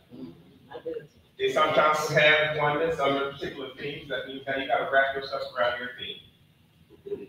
This is something you got to build up to, but I'm telling you, if you ever do one, it's the kind of media that will last forever. That's what I said. So if the opportunity like that comes up, because mine fell into my lap, I was getting ready to say no 3 times. Glad I did. Get a chance to look at it, go to YouTube. Fiverr.com is an excellent source for professional services. It is really the best kept secret on the internet. Fiverr, you can go there when it says professional service. You look for somebody to do a logo, you got people all over the world that design logos. You want some kind of a video intro, they do video intro. You got people that want to do patterns for fabric, it's a whole environment. And then the cost is prohibitive. I mean, no, it's not prohibitive. It's great. It's like $15, $20, $30, $50, because the money exchange, these people are working all over the world. So if you're working in India and you're doing local specialty, it is powerful, y'all. It's powerful. I use Fiverr, and I'm a professional graphic designer. You need an illustration for a children's book, you wrote the manuscript, you talk to the artist, he makes you choke because you couldn't afford to do the illustration. There are people that will do illustrations for $35 a piece, and they have some dynamite stuff. So I want you to browse Fiverr. Just browse. Let it stimulate your creativity. Best kept secret, better than Canva. Because you got all of the services you can think of in one spot. Portrait of your mama, they can do it. It's crazy. Apply to LED Baltimore, which is an art billboard in central Baltimore dedication around artists. This is in my presentation because everybody's sleeping on this. How many people in this room have a LED? LED that's 2, LED that's 3. How many else done? That's 4. What is it? LED Baltimore is that giant 50-foot billboard by the train station. They have been supporting Maryland artists for the last decade or so. They have the most powerful collection of Maryland artists in the region. You get to see your work on a 50-foot billboard. They usually run it for 2 weeks. Everybody in this room should be applying for that. You don't have to live in Norfolk, anybody run, right? Well, Maryland. Okay. Maryland. I would Maryland. No, I'm just saying. That's what you know. I didn't say Baltimore. I said Maryland. Okay. So if you're in Maryland, and even if you ain't in Maryland, you're so well behaved. Let them send the police to the house. You didn't write it for Virginia. Take advantage of the opportunity, y'all. You have not lived until you can see your stuff 50 feet tall. Bring your friends. But remember, it's only going to be up for 2 weeks. So what I did, and what I suggested that my other folks do, is hire a drone photographer to cover it. Now, when LED Baltimore starts, it's usually you and 3 other artists and advertisers. When my drone guy goes, he just films work you put in. So he can make the whole thing look like it's just you. And who's your own drum guy? The guy that I gave you. I know. I wanted to say it for the group. No. Oh, I'm not going to do 2 things for him. So I just want you to know that that's available too. You want to do that, look it up. Because some of y'all ain't ready. You want the answers, but you ain't ready to do preparation. The first part is doing what? apply. I will tell you that y'all, half of y'all gonna mess up this skill. I'm gonna tell you why. They're gonna say, submit 3 to 5 pieces. You're paying a weekend instead of 3 to 5 pieces. I send 10. They're not gonna reject the other 5. Yeah, but you're Larry Poncho. No, that's where everybody wanna go. That's where everybody wanna go. They wanna think that because it's me, that I get preferential treatment. And you want to hear what I just said. I said the mistake is that y'all so obedient that you're only going to put in 5. Has nothing to do with that. I've trained all my other people to put in 10. If somebody asks you 5 in certain circumstances, always say more. What that means is that they're going to probably run on 10. They're not going to just run the 3 or 5. I'm just telling you the secret. Okay? Powerful. You don't get that PR, you just imagine seeing your stuff 15 feet tall. wow. For no cost. No cost. All it takes is for you to do what? Participate. What's the one thing artists are not doing with everything right now? Participation. Please. Stop giving me excuses about what this is, what that is. Oh, it's because you're coming to all that stuff is excuses. Participate. Normally, they don't give you a long waiting period. Sure. How long was your waiting period? 60 days. How long was your waiting period? About 2 to 3 months. Mine was probably about 2 months. As our Poncho got it back. Okay? Remember, if you didn't document it, it didn't happen. Maximize all short-term opportunities. When I told you that I hired a drone photographer to shoot the billboard, it's only going to be up for 2 weeks. That's called maximizing the short-term opportunity. That's running on my YouTube channel, and it is beautiful. I got for every use out of 2 weeks, and because he filmed it to make it look like it's only my work, they go back Poncho down the board. It was real hard to see. Media don't care about all this stuff. You got to be smart. Okay? But maximize all short-term opportunities. If you got a situation where, what's the average show up for how many? 2 months? Imagine if you document that in video.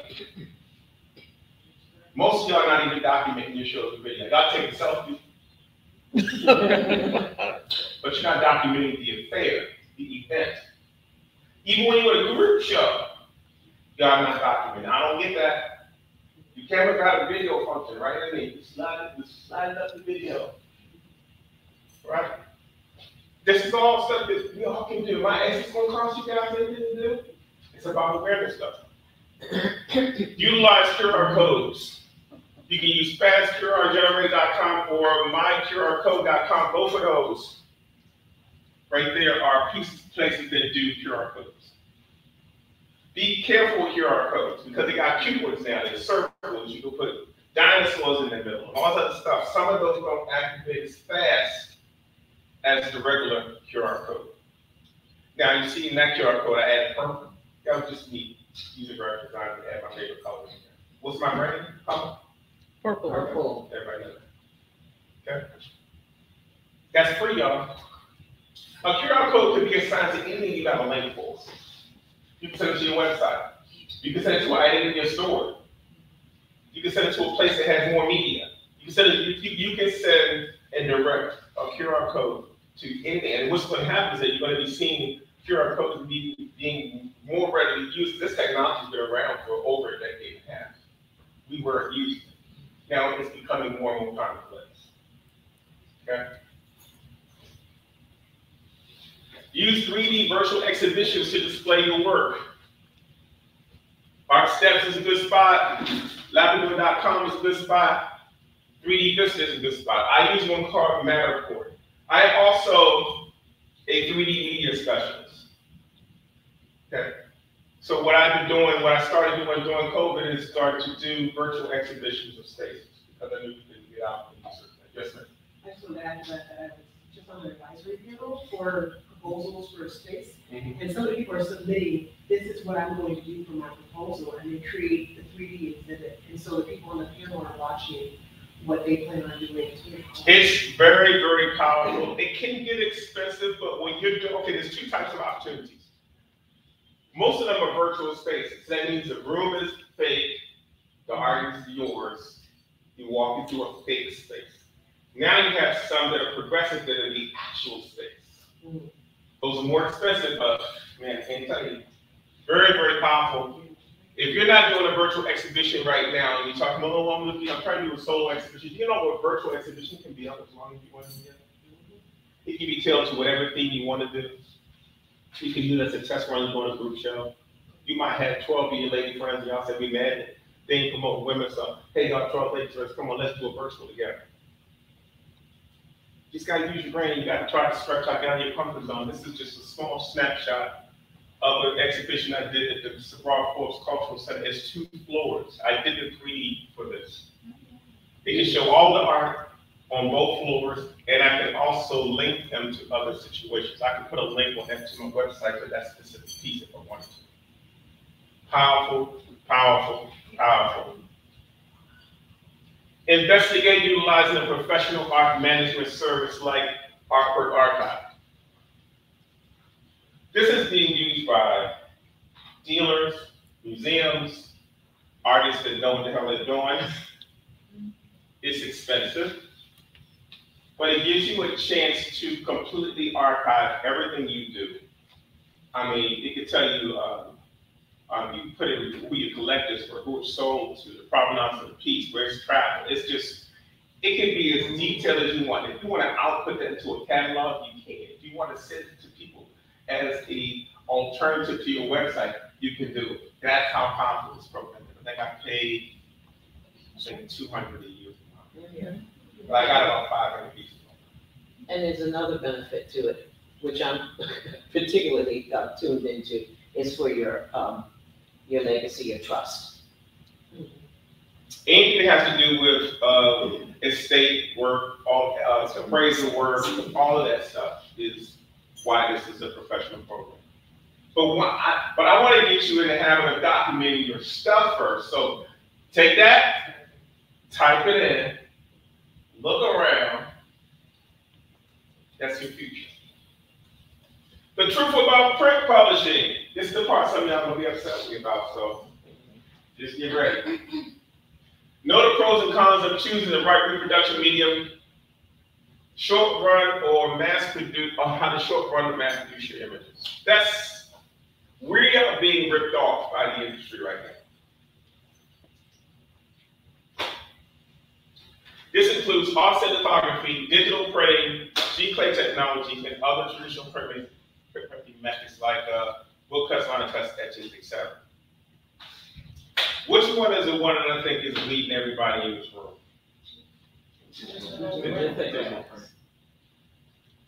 First, One more time. Let's go one. bleeding. Which one is bleeding everybody in this room dry? G-clay technology. G-Clay technology is like an angel and a devil running together.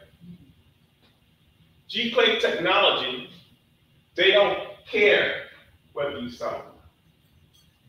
It is a self-contained system. They are your silent partner.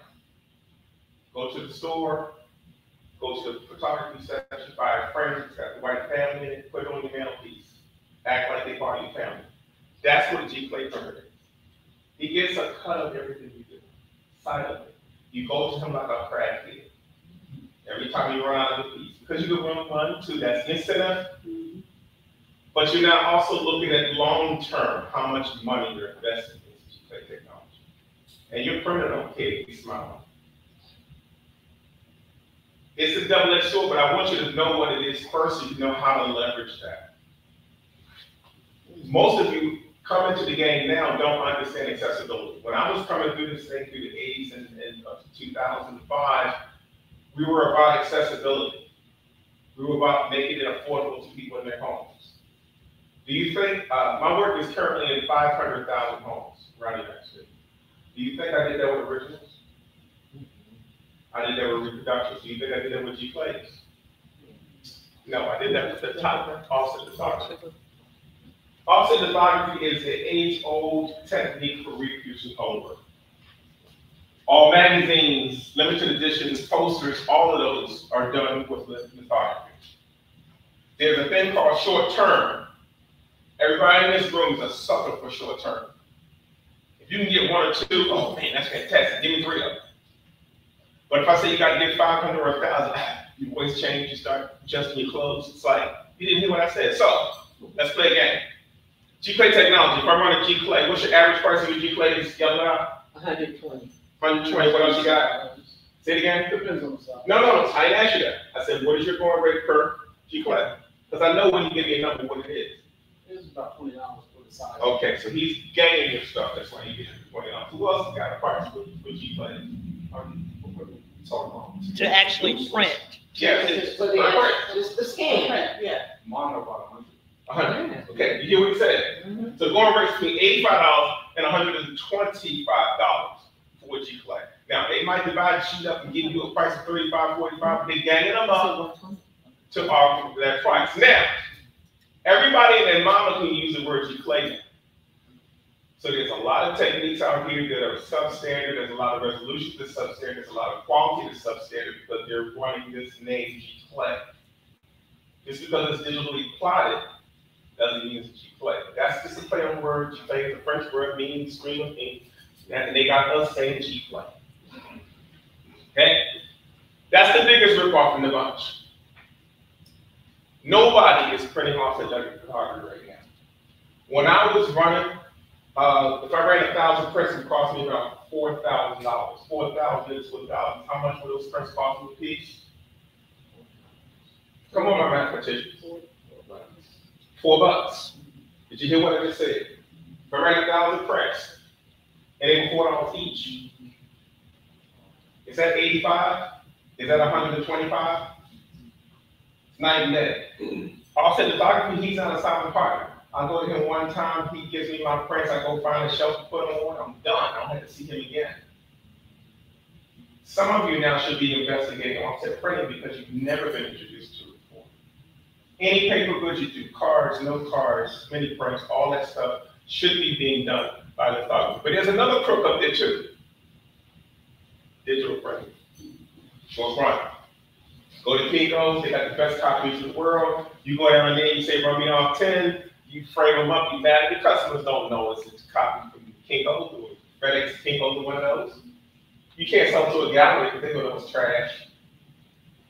They will buy offset lithograph because that was a standard in business. So you got limitations on where you move those pieces around. I say if you fool your clients, it doesn't catch up with you. Okay? The traditional printmaking methods are being lost. Most of you have not done a line cut, a wood cut, and you can go to a 2-day workshop and learn how to do those techniques.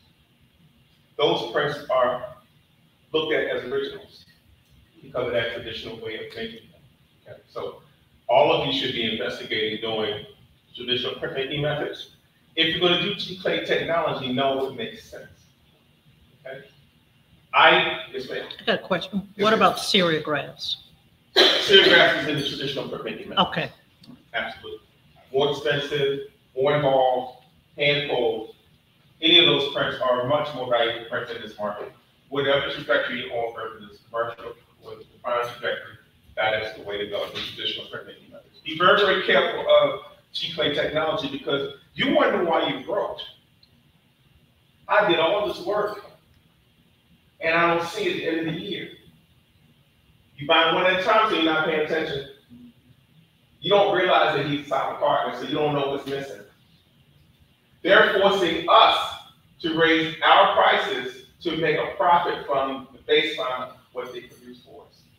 We are being pimped.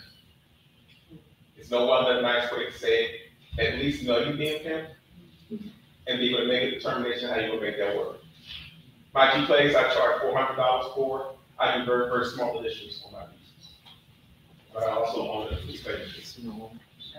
That's my next question. What would you say that you're purchasing your own equipment? Don't get ahead of my sweat. Consider investing in a I'm in the psyche back there. Third eye is open. Vertically straight. If you have 10 pieces that you ran this year, do you know how much money you send into your supplies? If you're doing 10 images, and then this is the question, what is your edition size? Because some of y'all doing some crazy edition sizes. I'm seeing 100. It should be 20, 50, no more than 50. 25 is actually great, unless you're doing it yourself. So I do 62 editions. Why the funky number? I was doing that to 62. It's part of my brand. I just do everything that's going to benefit me. People look at it, they don't question it. I can afford it because I'm actually printing my own G-money. Okay? You got a question? Yes, ma'am. I sold them in New York about that years ago. And it just blew me away. And I looked at my old plates and they were still good. I said, I did that the other day in 2007. I mean, those things you just gotta watch your ethics. Make sure you don't run another edition if you did an edition. You gotta be true to what you did. I'm not saying, but if you did that 30, 40 years ago, that was me. I'd be working that. All right, so consider investing in a large format printer. A large format printer right now, a 24-inch machine costs about $3,500. 40-inch machine costs about $5,500. Okay. It's just like your desktop printer. They give you the printer, but you're gonna pay for the thing. My printer has 9 cartridges in it, and they range from $89 a piece to $250 a piece. But because I'm cheap, I get the $89. But the yield on the $89 is crazy. I can run up to 80 prints with one of those cartridges. I can get 20 prints out of one roll. And my print size is 24 by 36. I don't believe in running prints larger than I can frame them. And I also run all my prints the same size. I ain't got 1,000 prints. All my stuff is the same size, touches the same size, frames the same size, matches the same size. You're laughing, but when it's time for me to pack, I don't get out the building before you. And I'll be more economical because I can switch stuff out of my frames and they always fit. Okay, so once you come up with a system that works for you, it can be very correct. That's how you turn around having that silent partner. Now, I own a machine, I still have a silent partner. So let that yellow apron out. And I'm running to calling like a practice too. But it's different than me slaving on each frame. It's a whole different ballgame. The 2 systems to look at are Epson and Canon systems. I know they got 1,000 other ones, y'all. I'm giving you the industry standard. The people that I know that's going in, I'm trying to save you the run, having to research it. If you run into a question with a machine, please call me. I will tell you which one to get. How many of you have PayPal? How many of you have Square? How many of you get regular notices saying that you can get a loan from PayPal or Square? I bought my entire G-Play system from PayPal.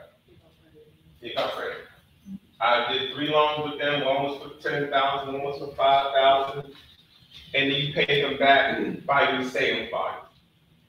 My whole system. I'm talking about G-Play system. I'm talking about scanner. I'm talking about fancy old big screens. All through PayPal loans. Can we add, I'm paying to a farm, because they're doing it as well. Say it again? A farm.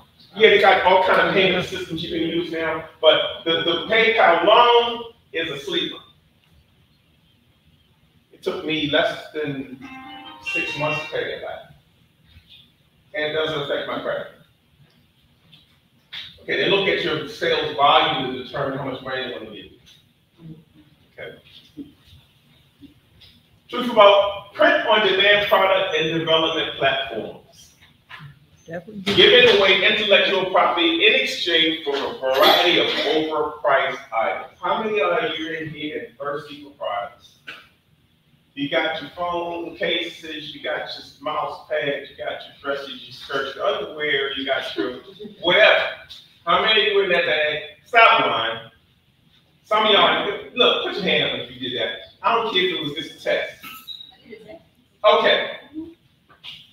Print-on-demand product. The problem I have with print-on-demand product is that you're giving away your intellectual property.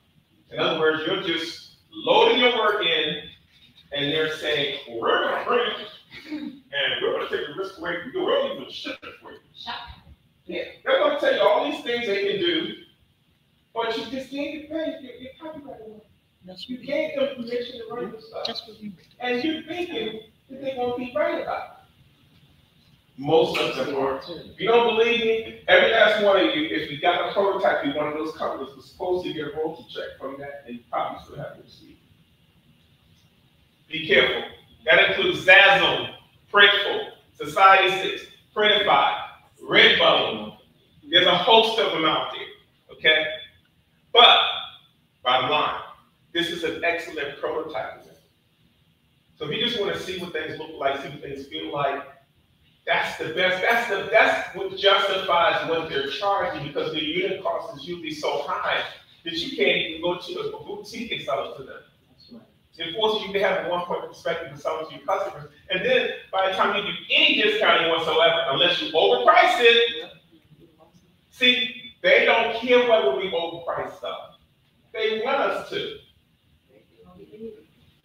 But now y'all will have another argument with me if I put something on people on copyright. I'm afraid of somebody. What are the watermarks? Wait a minute. You just put your whole copyright up on 1 or 10 pieces because you wanted a phone case? Think about what you're doing. It's not making sense. The truth about all-in-one art selling platforms. Pros and cons of uploading works that are output in multiple sizes of very medium and in an unsigned environment. What is that? Open edition. Find Out America. How many people find Out America? Okay. There's a couple more. Art storefronts. Y'all got, and how many of y'all see art storefront advertisements in your phone? On a regular. Oh my God. Okay. Pixels. Big cartel. But those two. So our storefronts is in your face, they coming at you. And they're gonna say they're gonna do it for free for you. They want to show you the world how everybody's making $1 million. Anybody that's gonna take your work and print it in multiple sizes, you should be very scared of them. Anybody that's gonna take your stuff, run it in multiple sizes and it's unsigned, you might need to be scared of them. Anybody that's gonna do all of that and then print substandard printing, you should be aware of it. I work with Fine Art America. I still have stuff on that platform. I trust all of them as far as I can go. But I can vouch for Fine Art America. Then with the longest. But they confuse the market. If somebody goes right there and go buy one of my pieces, what I have is all my old edition pieces are still on Fine Art America because I don't want them to compete with my limited pieces. So if people buy pieces and they put it in a box now, they could do it in a frame, they could do it this size, that size. All of them are unsigned, y'all. When last time they called you to say you actually signed something? What's gonna happen that day? A customer call you and ask you and say, if it was unsigned when I bought it from Prime America, which one? There's nobody. You played the game. You got I got a told question no. for you, Yes, Poncho. ma'am. So it'd be an open edition, unsigned open edition.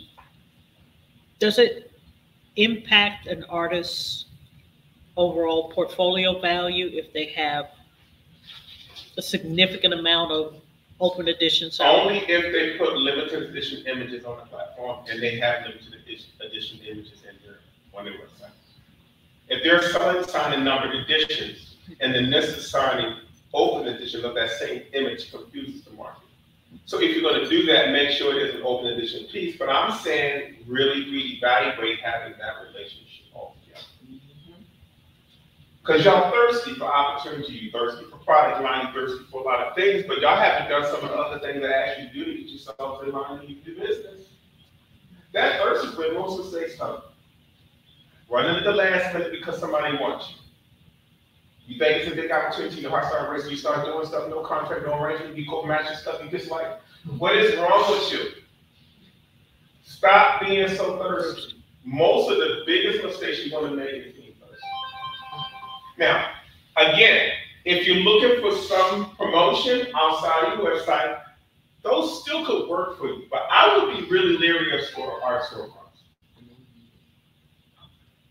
I don't think you're going to get your money worth out of those. They're going to get their money worth out of you. We are a vulnerable group. We all want help. We all want exposure. And some of us will take some shortcuts if we can get it. There are no real shortcuts. If you do your branding and all that other stuff that I talked about, it's the biggest shortcuts you can cut off. But being thirsty, they're going to get you. Be careful of these two platforms. I'm not saying, did I say don't use them? No, if you got the right profile and you know what you're doing, look, if I was prolific as that daggone Erasmo, he could throw 5 pieces on Prime America and don't have to do that. He got so much work, but he ain't doing one of the documentations that he's talking about, all of those images. So what happens when you, okay. I not only document every image, I document the stage of every image as it progresses to the final piece. Okay. I'm gonna give you a And so why are you still with Prime America? I'm not a phone. Who are you with? I'm not with it. Do you have a website? Yeah. How much have you sold on your website per month? Take that base out your voice. I'm just messing. We do that, no problem. Developing multiple streams of income. Okay? Think outside the box. Right? Investigate licensing opportunities. That's what I do. Companies are looking for art for just about every product you can think of. When you see my products, I didn't do them all. Some of them are done. I use one primary company called Shades. Color. They do my Shades. calendars. They do all of this stuff. I do not have to invest in any of this. The figurines were done by another company. Shades of color. Now, this is what happens though. Another bounds are all order. First thing is you gotta have viable, you gotta be a viable entity, and you gotta show you can sell. You gotta show you got following. And then they want to say, okay, well, yeah, we'll put something on puzzle for you. Now, the money's not big. I'll tell you the average contract is between 8% and 15%. Is your calendar in the store? Yes. But that's not the way. I don't have to touch it. I get a royalty check, you know. They do it every year, and my 25 calendar is in the mail for me for this week. This company is I've been working with it for 15 years. Yes, ma'am. Shades of color, but you. Okay, so licensing is an opportunity for you to get those products without the risk, but you also have to build into your career so that they can see you as a viable entity to even take on your stuff. Okay. Investigate, develop, and merchandise with an affordable unit cost between $7 and $15 per unit. Browse Alibaba.com. Now, I set this number for a reason, because when you're doing digital work through those other platforms, what's the average amount of money you're paying for those products? Those are the numbers out. know some of y'all out there, but you got some. What's the average cost of those products you be getting? 29. 29. What else? Anybody else got one?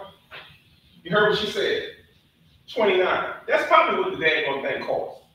They're making her pay retail for it, and then making her resell it for whatever she can get.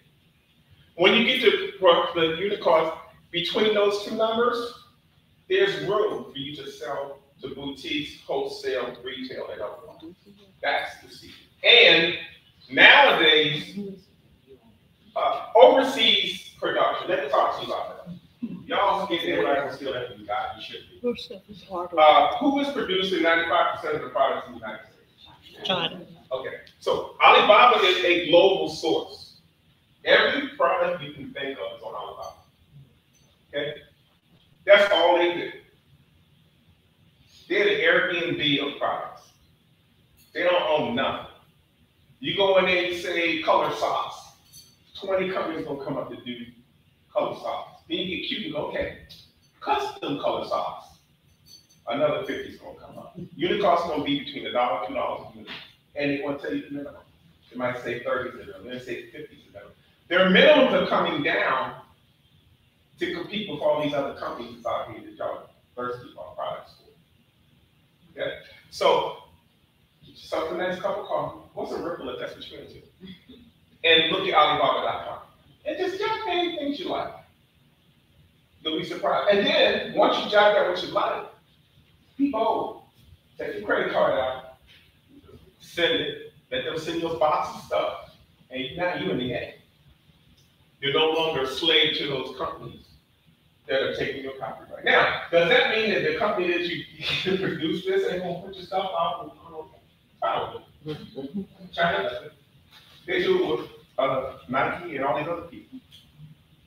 That's what happens when you control the person that's creating everything we wear. And while y'all frown up, 90% of what we got on our backs right now is done. Yes, ma'am. I got a question for you. Do you Sure. recommend that artists create artwork just for like a product instead of something that they were going to Very good sell? question. Very good question.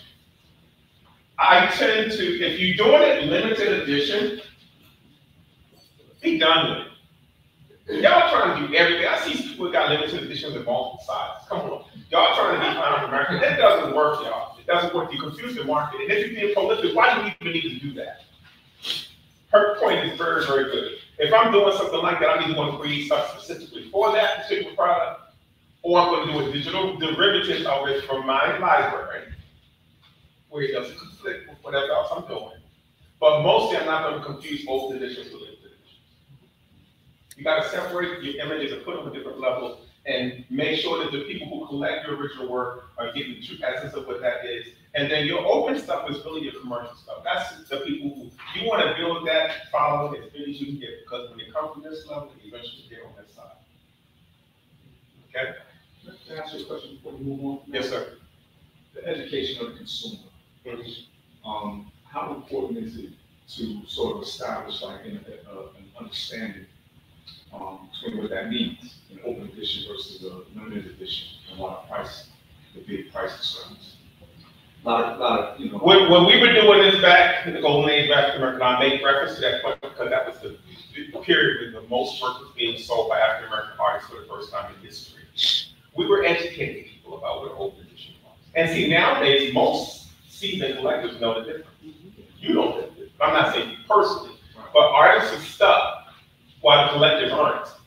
We just went to an original thing the other night, had about 20 people there, and all they were talking about was original works, things that were appreciate their value and that side of the business.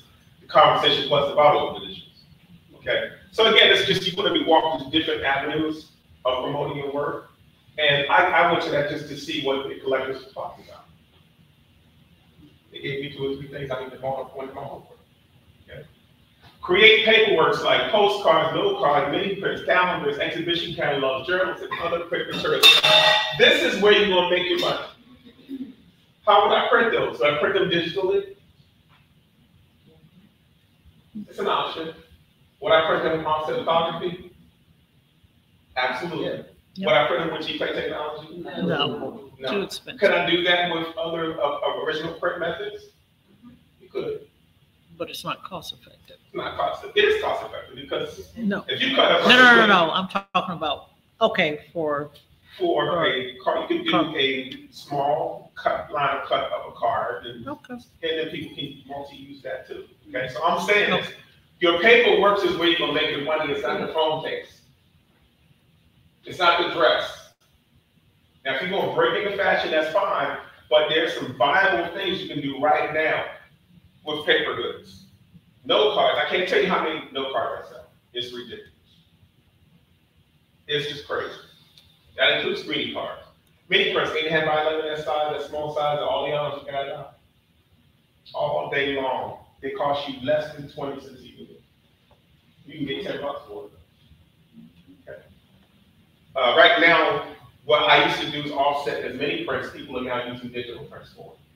I don't like that because digital sometimes it's not of the quality. And y'all not concerned about quality, you're trying to make that buck, right?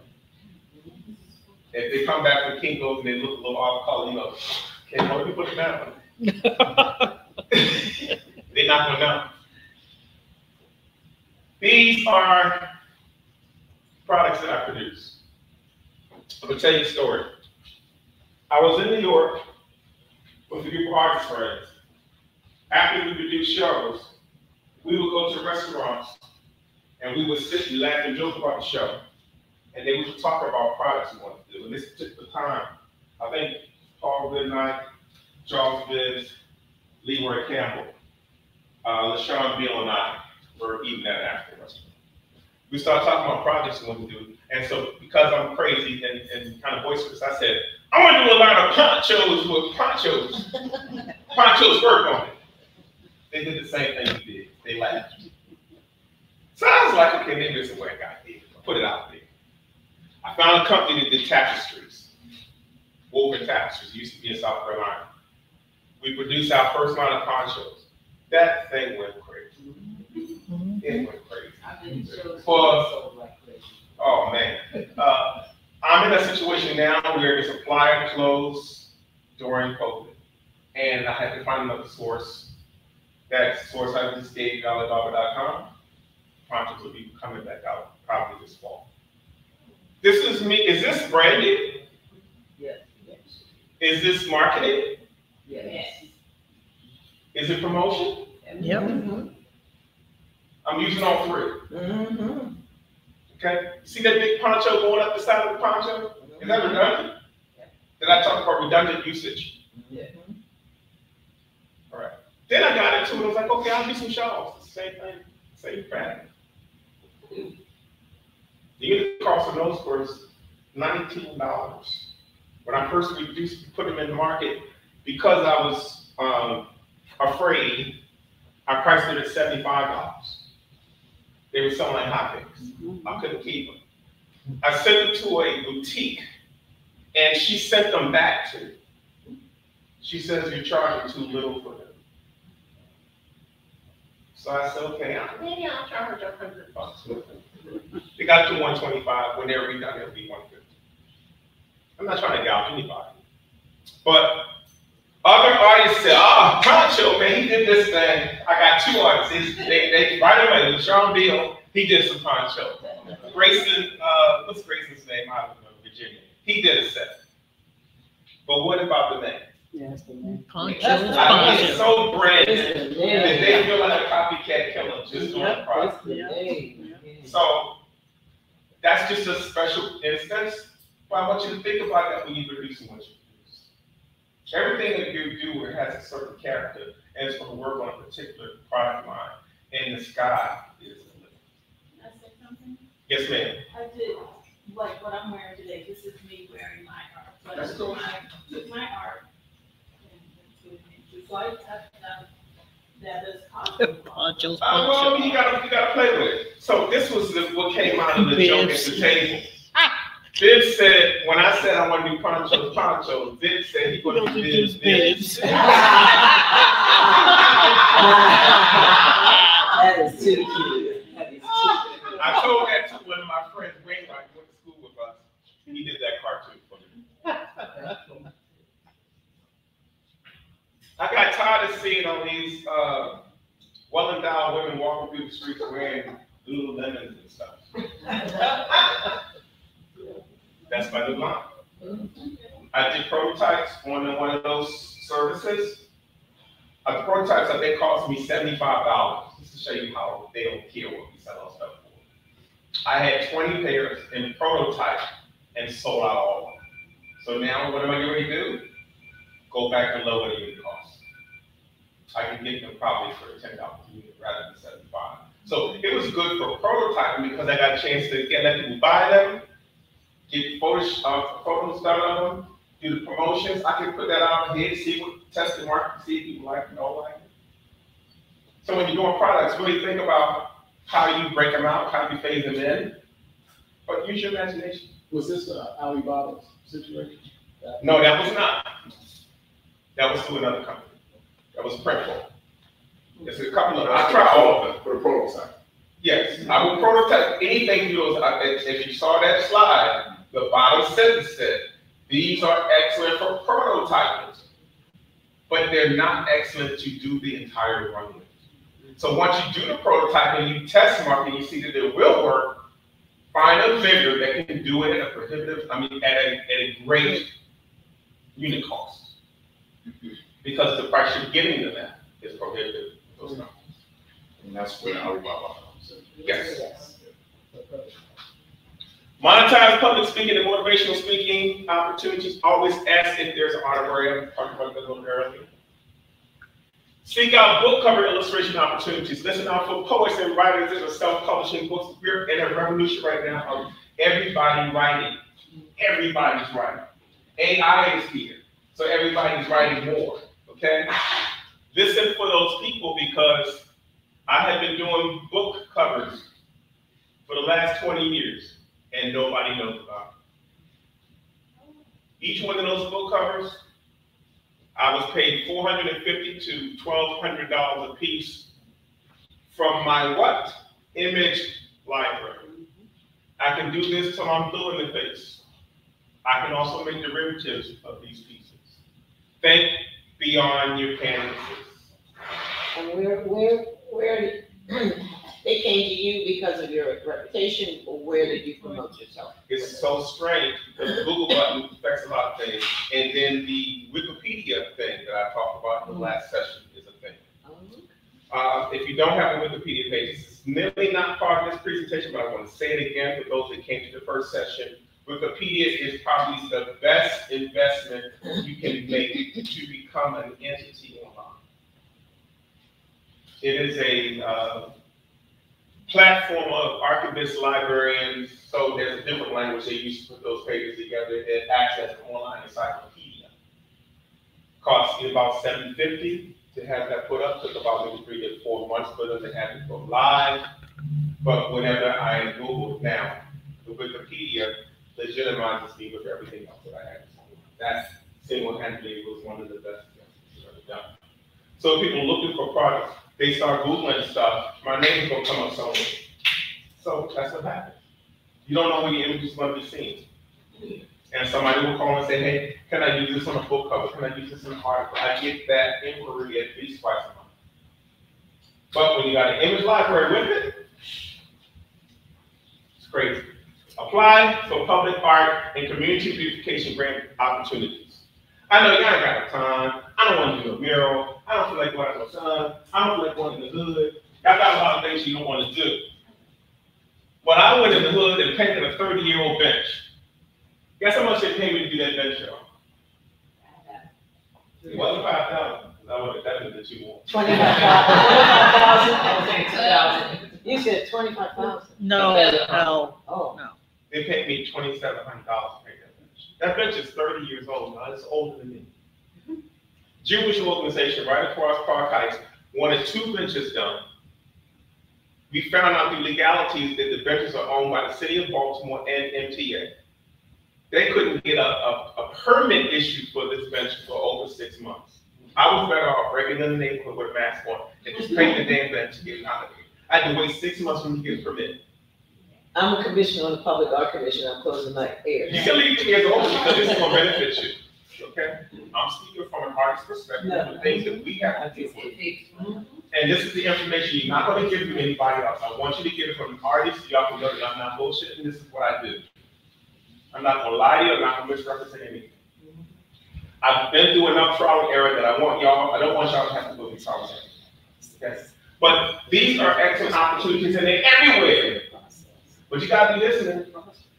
The more RFQs come up, those things come from calls. Y'all sleeping on the calls? Yes, ma'am. We got a question in the chat. Yes. What website promotes illustration opportunities? Promotes, what do you mean? Um, They're an illustrator?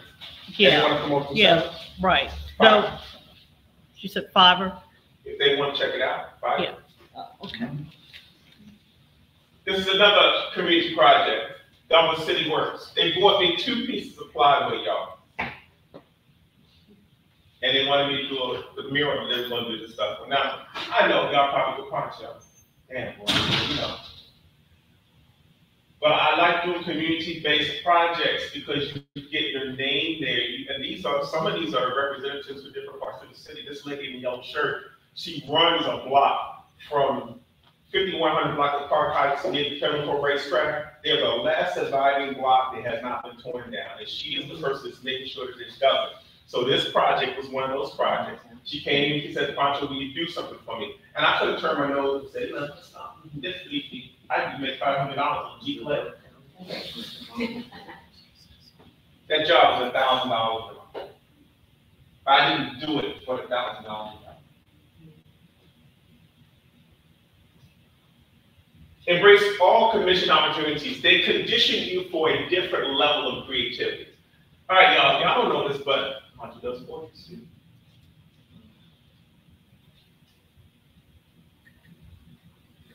It conditions you for other stuff because you gotta do something for somebody else. See, you're painting for you right now. You do what you want to do. There are no mistakes. But when you start working with a client, especially a female for portrait, if you get that stuff wrong, you're gonna be painting for it long time. You're gonna be glad that job is over. You're gonna have undercharged for it anyway. But you gotta do it to kind of get your elbows greased. We're talking about streams of income now.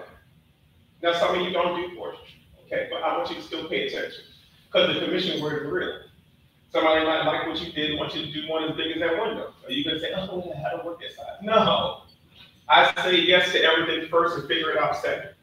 Quick question on your portraits. Where's your signature at?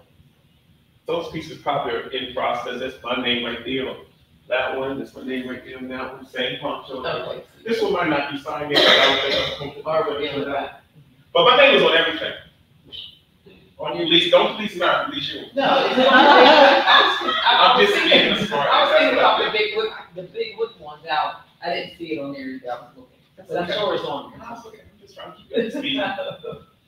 Participate in creative collaborations and cross-marketing opportunities for other artists.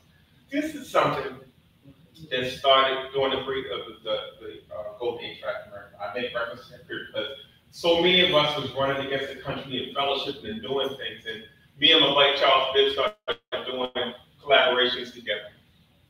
All it is that I do something, I pass it to him, he does something, he passes it back to me. We figure out when it's finished. We start marketing these original pieces. They were selling like hotcakes faster than we could do them. Some of them we published. You may have published maybe 3 collaborations. Total fun, stretches you out of your comfort zone. Those pieces all sold out. Very, very good. Don't be afraid to work for other artists. Underneath of those pieces is my father. He painted the backgrounds to all of those pieces before he passed. Those are actually a 3 artist collaboration. Think outside the box, y'all. We are individual thinking. So if it ain't here, it don't feel right. No. If you compare it with somebody, y'all can expand your vision. Do it. Open yourself up for your own opportunities. I know y'all. I don't want to go outside. I want to go together. This is a project I'm currently working on. These are store grapes. I can't tell you how much I hate store grapes. Some of them store grapes don't look at me. She asked me if I would paint on them. I went to go see one. I said, what the hell am I getting myself into here? Same woman that had the yellow shirt on. She found me one project that only paid me $1,000. This one paid me $20,000. Okay? I had to do 15 stores. I had to come up with a system that was going to work on an old brake that's not flat. I had not been using aerosol paint at all, but I learned how to do it overnight. These pieces on average take 2.5 to 3 hours. This is a mural I did for Digital Harbor High School. That's hanging in their foyer. That is not hand painted. I did an original and fabricated this. This is printed on PVC board. It's like a thick plastic. So I'm able to use graphic techniques and everything on it. It's not too heavy to hang. When it's hanging, it looks like I painted it on the wall. We have technology on outside now. And I can do that at a budget I could never do if I tried to paint like it. I could turn around in the time frame also that works in my favor.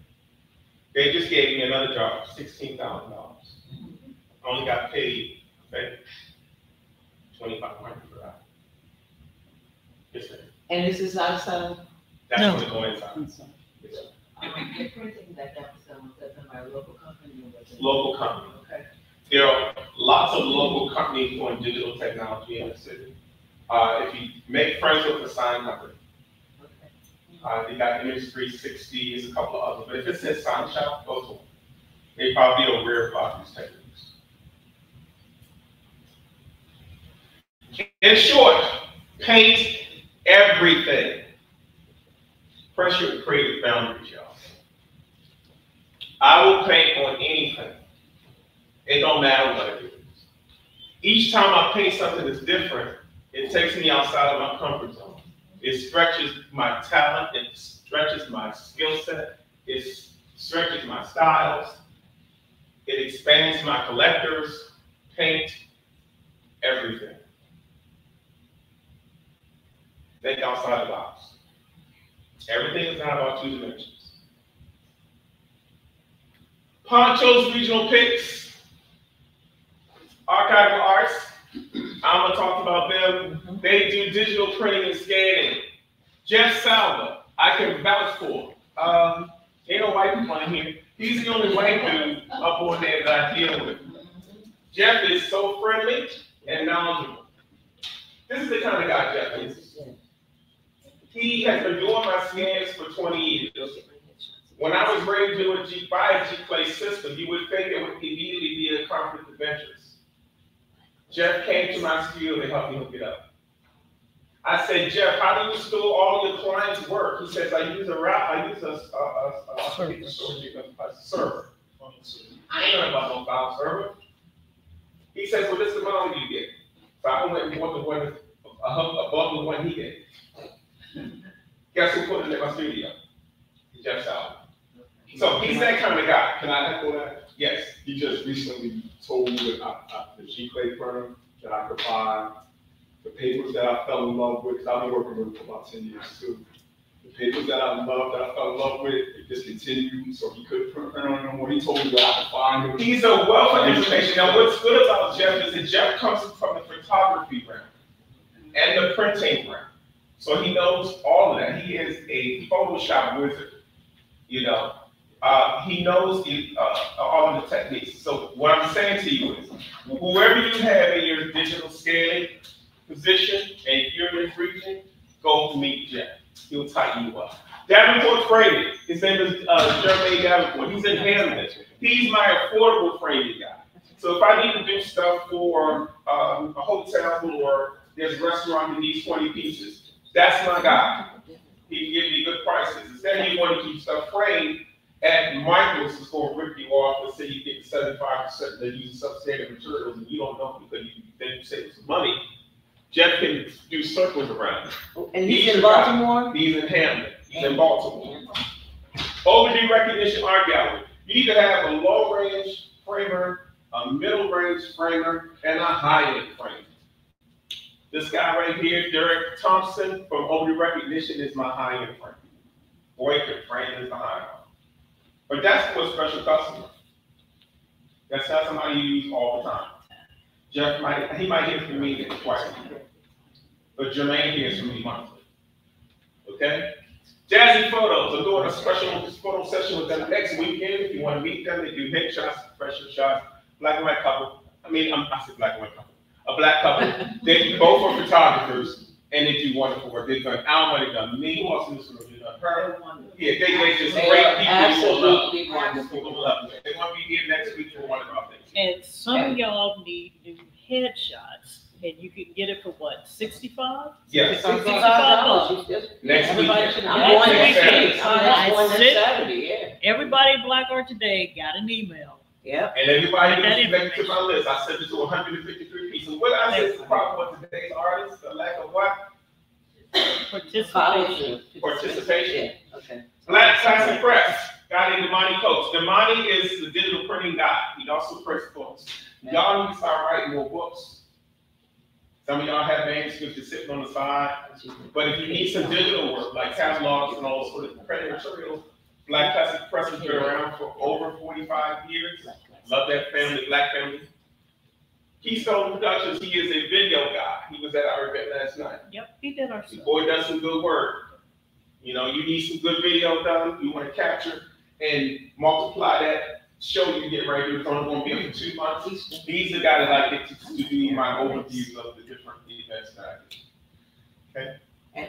Overlux Media is Aaron Rice, that's who you were talking about earlier. He's the one that does the virtual reality. He's a virtual reality specialist. He does drone footage. He's an online advisor. So he can look at you and tell you what's happening with your online.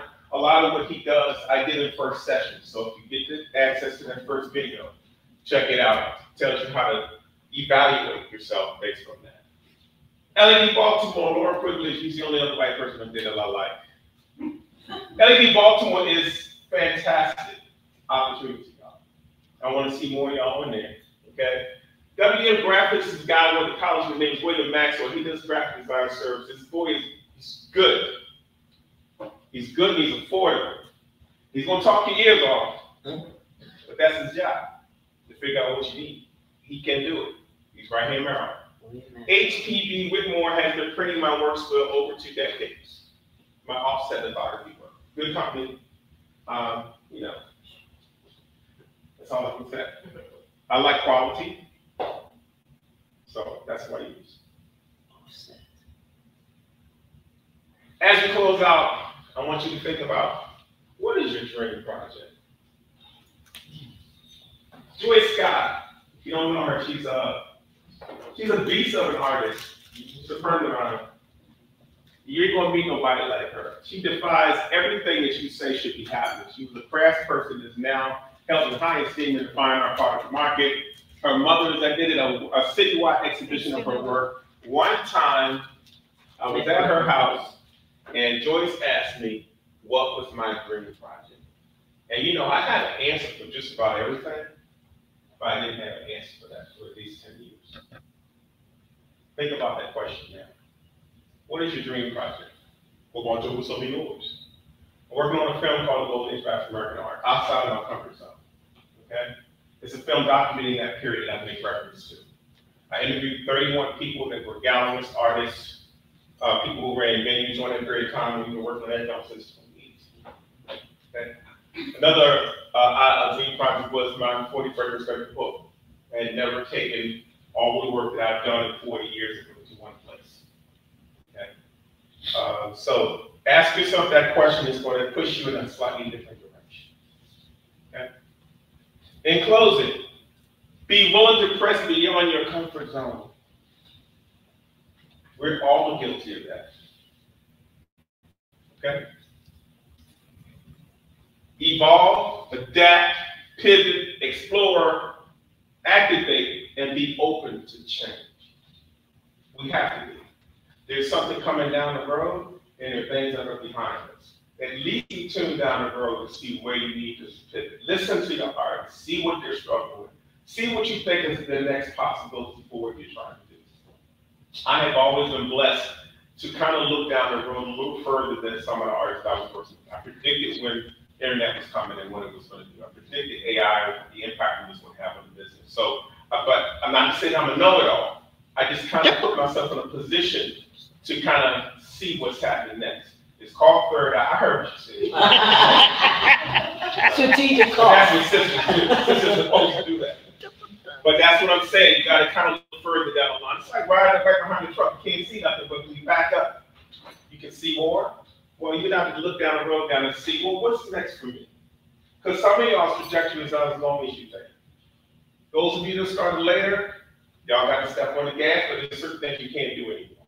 Those of you that are younger, you got a whole playing field ahead.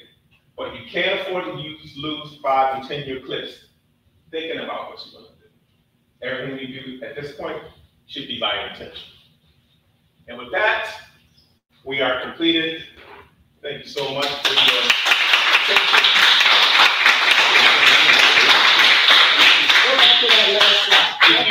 If you want my personal information, just simply scan that and you'll have it. And then it's a spot you can add it to your phone. Don't call me. You can text, but don't call me. Any questions? Yes, ma'am. Do you want to tell us about the next session? What's required before? We have one last session. I can't think of the date. Do you have the date? September 8th, All right, so something like that. I only got one real rule for the next session. Most of y'all have not used to criticism. And that's to be expected. We're in a new time.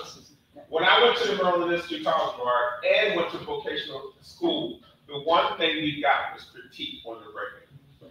Particularly in college, you can critique by the students and the teachers. And you go through that for a 4-year process. If you decide to continue your education, it's going to be grilling your ass for 6 years. That means you leave with a thick skin and nothing else. You either going to be defeated or have thick skin. Now, most of you haven't had that kind of environment. When I was coming through that period, there was the very best of the best in this market, all competing in the show together. So that was a big learning track for us to be in that environment. We were sharing information with each other. Okay, so I'm just saying, y'all, use it to your advantage. You know. So, yes. Did you explain that it's a panel of you and another? Yeah, artist? This particular review, I wanted to be a gallerist. I wanted to have artists, and I wanted to have an art collective there, giving you an assessment of your portfolio. Please do not bring your phone and your tablet. I'm going to throw it out there. So everybody self-convicted? No. You have to bring your portfolio. Just because you clean the screen, don't mean your stuff will look better. So you want to bring a traditional portfolio? 5, 10 pieces, or you repaint it if you want. You want to get an old school portfolio from people from different sectors of the art business. Okay, it's going to be very, very valuable to each one of you. Just calm down, keep what level you think you're on, show before or not. It's something to be talking to people. Jackie Thompson, Overdue Recognition Gallery is one. Ernest Shaw is a well-known artist in Baltimore. Jerry Prettyman is a well-known artist in Baltimore. Yours truly will be great. It's Dr. Wright. It's Dr. We were going to have Miss Petita Emerson, but she's got diversity. What about Dr. Wright? Is Dr. Wright? Dr. Wright is also one. She's the collector. We mentioned last night. This girl's got a collector. She's masters and collector. All those people be at the portfolio. I prefer original. I prefer original. And before you leave, I want to get a photo of everybody before you leave. Right? Yep. We turn the lights on. Lights on, and we have one person stand underneath the take a screen if you photo. want to watch this cable up here.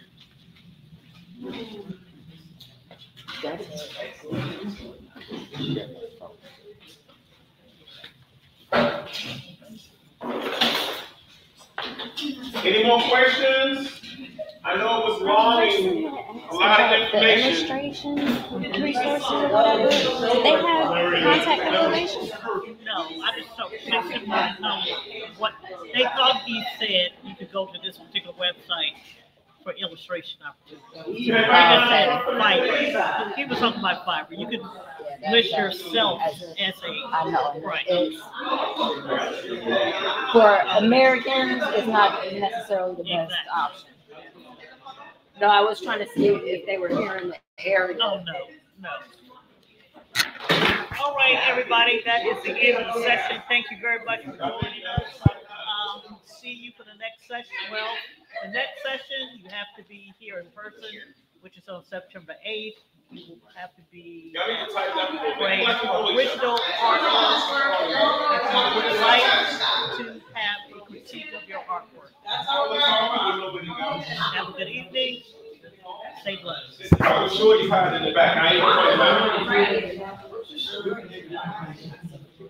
And then you still gotta